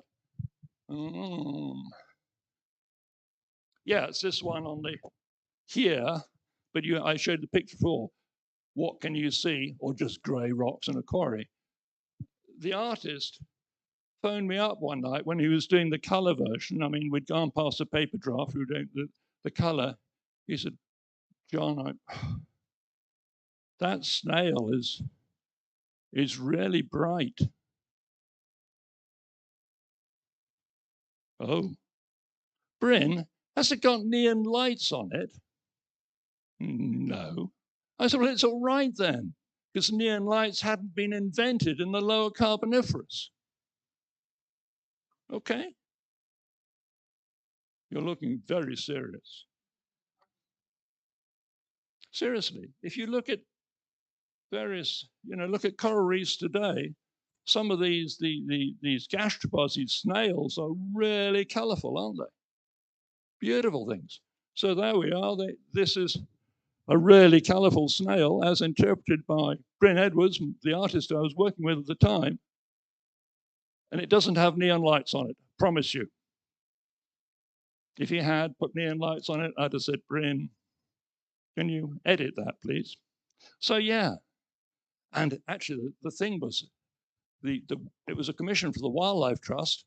They were so pleased with it that they used it as an animal for the whole project, and all the education material, which I did with other people as well, had this little snail on the corner of the sheet. Great. Okay, so enough of that. Shaking up plastic bottles with chalk fragments in water for the same time as shaking up similar bottles with granite fragments, etc., or slate or whatever. And this actually is getting good science, because then you start talking about, is it a fair test? So they have roughly the same amount of water, roughly the same amount of material, and they have to shape equally for roughly the same amount of time. Okay? And you find fair tests coming into the science curriculum in the UK at age sort of 11, 12. And that's a really good one. I mean, you can use these sort of orange juice bottles and plastic bottles. Yep. And you can fit how many in one of these? 1, 2, 3, 4, quite a lot, enough for 15, 20 kids. So that's a great activity, I think. Yep, so this is Earth learning idea. This came from Chris. Gosh, forget his last name. He was education prof at Kiel. I spent a year at Kiel doing education, and there are lots and lots and lots of really simple ideas for geology education, using a minimum amount of equipment. So it doesn't involve lots of stuff. Often it's just paper and pen and things like that, but sometimes little bottles or jam jars or whatever. And it's been translated into lots of bits of it in lots of different languages. So if you wish to do translations of some of the activities, it'd be really, really, really make them happy. So I don't know if there's any Hungarian or Czech or whatever, but there certainly is Portuguese and Spanish and various other languages. Okay. Oh, I'll remember his name later, Chris. I worked with him. Hi, Veronica. No, I'm happy you are mentioning this one, because it was just a thing which I really do remember from the year of Planet Earth. It started during that time. Yes. It's the Earth learning idea. Yes. And it was like one geological question per week. Exactly. And it was really popular. It was used by many schools and many entities, the geological societies. And I think it was very successful activity, because it was simple and very cheap, of course, for everybody to pick this question up and then have discussions on that topic, and it was really motivating. So it was a wonderful one. And then perhaps just go back also to the point you mentioned already. This is the panning for heavies. We are using true gold, not fool's gold, because it's really good to have in a gold-bearing country to use some gold. But Poland, Slovakia, we all know these competitions. It's very popular and it's good fun for kids, especially. And I would like to invite also Hungarian colleagues to take part in the World Championships in gold panning held in August in Zlaté Hory, Northern Moravia, just to see, how people are entertained, how kids are taken in it. And it's good fun, and you can explain half of geology on that, on it. So it's also good fun. Now, can you be quiet, please, and be modest? I got told by somebody that you are actually a gold panning champion. Is that true? You've lost the skill as you got older. Oh, yeah. Other people like to learn how to do it and learn some geology of that. Yeah.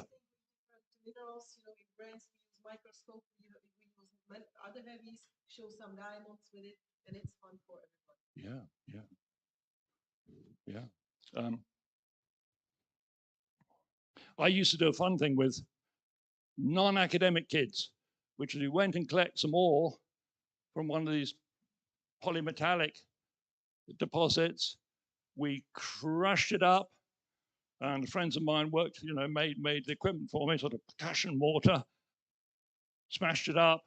Then we roasted it to get rid of the sulfides and other things, and dissolved it in fairly concentrated sulfuric. So we end up with a copper sulfate solution, and then they put a nail in it, and they copper plated their nail.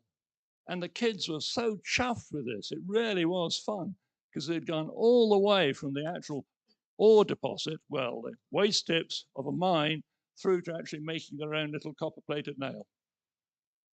And at a higher level, one of my students did froth flotation, got a university on having done froth flotation, based at, I wasn't teaching at School of Mines at the time, based at, help expertise from the School of Mines. And when she went for interview, they said, why, she had strange A levels. Why should we give you a place? And she came back. I said, how do you do, Lorraine? Well, they asked me, why should we give you a place? And I said, what did you say? Well, I didn't say anything, Mr. Mack. Oh, who was the interviewer? Well, it was a guy called Dr. Fry. I said, oh, he was a year behind me in university. I phoned him up and I said, she's done a project on froth flotation for a complex sulfide oxide ore and got the same results that School of Mines would expect. And he said, oh, and next day she had a place. And his comment was, most of the people that come in wouldn't actually know anything about froth flotation, let alone having done a project on it and got the results you'd expect. Good. Right, do what? Froth flotation. Froth flotation.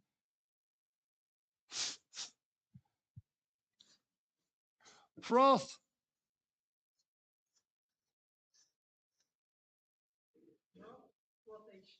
Flotation. You'll have the whole lot now.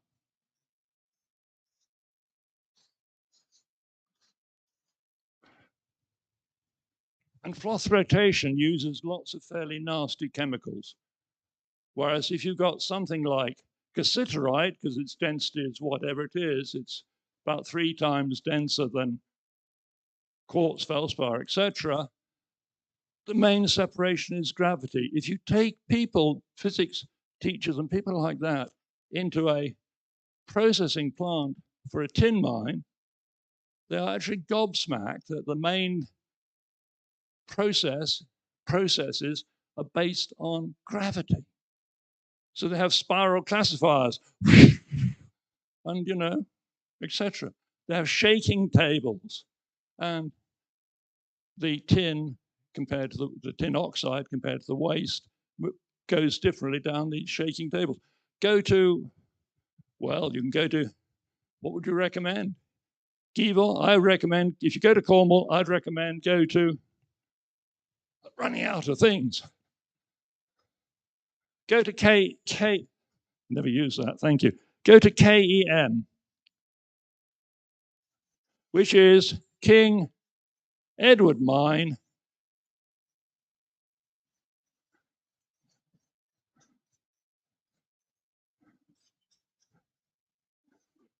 It's near Camborne, and one of the mines is going to be opening up producing tin end of 2026, almost surely, because tin is the most required metal for the new technology, because they can't use lead in solder anymore.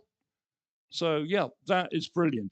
And back in the end of the 19th century, the mines in Cornwall were shutting down, but they were still training engineers and people and geologists at Camel School of Mines, which had gone for a long time.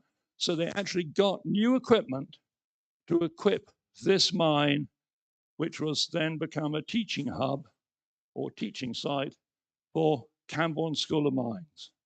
Okay, and so it was a time capsule, and then a lot of devoted people actually worked it since then, and they've got a Californian stamps where they've got big heavy iron things going down, smash, smash, smash. They don't work it all the time because when they're working it, you can't hear very much inside the thing. And but they also have the shaking table, and the guides are, a lot of them are mining people, ex-mining, mineral process people. They really know their stuff. I've just stood back, evaluating, as you say, stood back and just watched them, observed them, answering questions with little kids and families and so on. Brilliant stuff, really good. And also now they've got VR. I haven't seen their VR, but they've got that. So let's get on. How long more have I got? We're going past dinner time long ago, probably.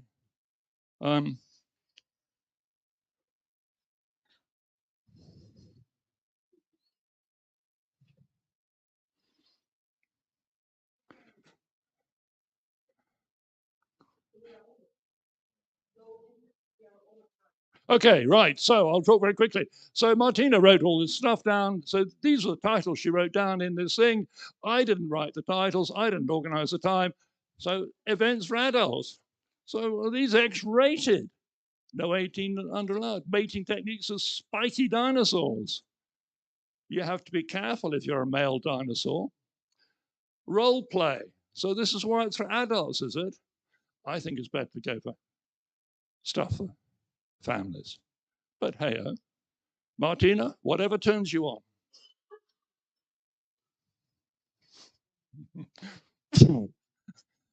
So social networks, Instagram, the fashionable geologist, that's Emma Chismak-Jones, who's a very good communicator. TikTok, you were saying about these very short things. There's lots of YouTube stuff.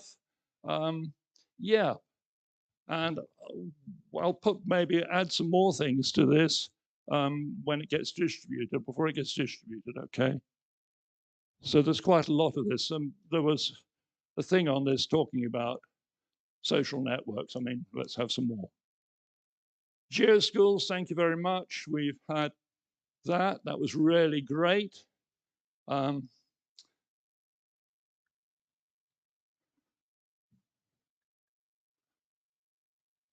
That looks like a blank screen. Great. Oh, can I please thank you very much for flying the UK flag. Oh, I had the Cornish flag on there. We have a black flag on a white ground. So here's the flag. I'll explain the significance of the way you put the UK flag. You fly it upside down. And flying the flag upside down means you're in trouble. Yeah. So I don't know whether you knew that or whether this was.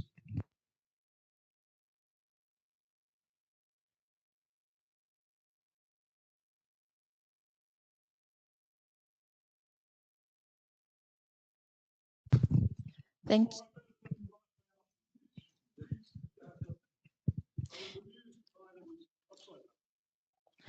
Sorry about that. We will make it better next time.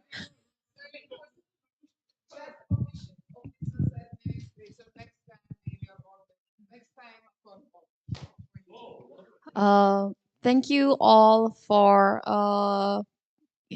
for your inputs, and thank you for being here. We've reached the end of today. Dinner will be a little bit later because we knew we will go over the time. So it's going to be at 6 o'clock tonight. And so now we have a little bit of time for, I don't know, coffee discussion, maybe more sweets. It's up to you. And maybe just some organizational stuff. For those who are leaving today, I wish you safe journey. And for those who are actually staying until tomorrow, we have a schedule for Mr. Lubomir Strba. He's going to be picked up at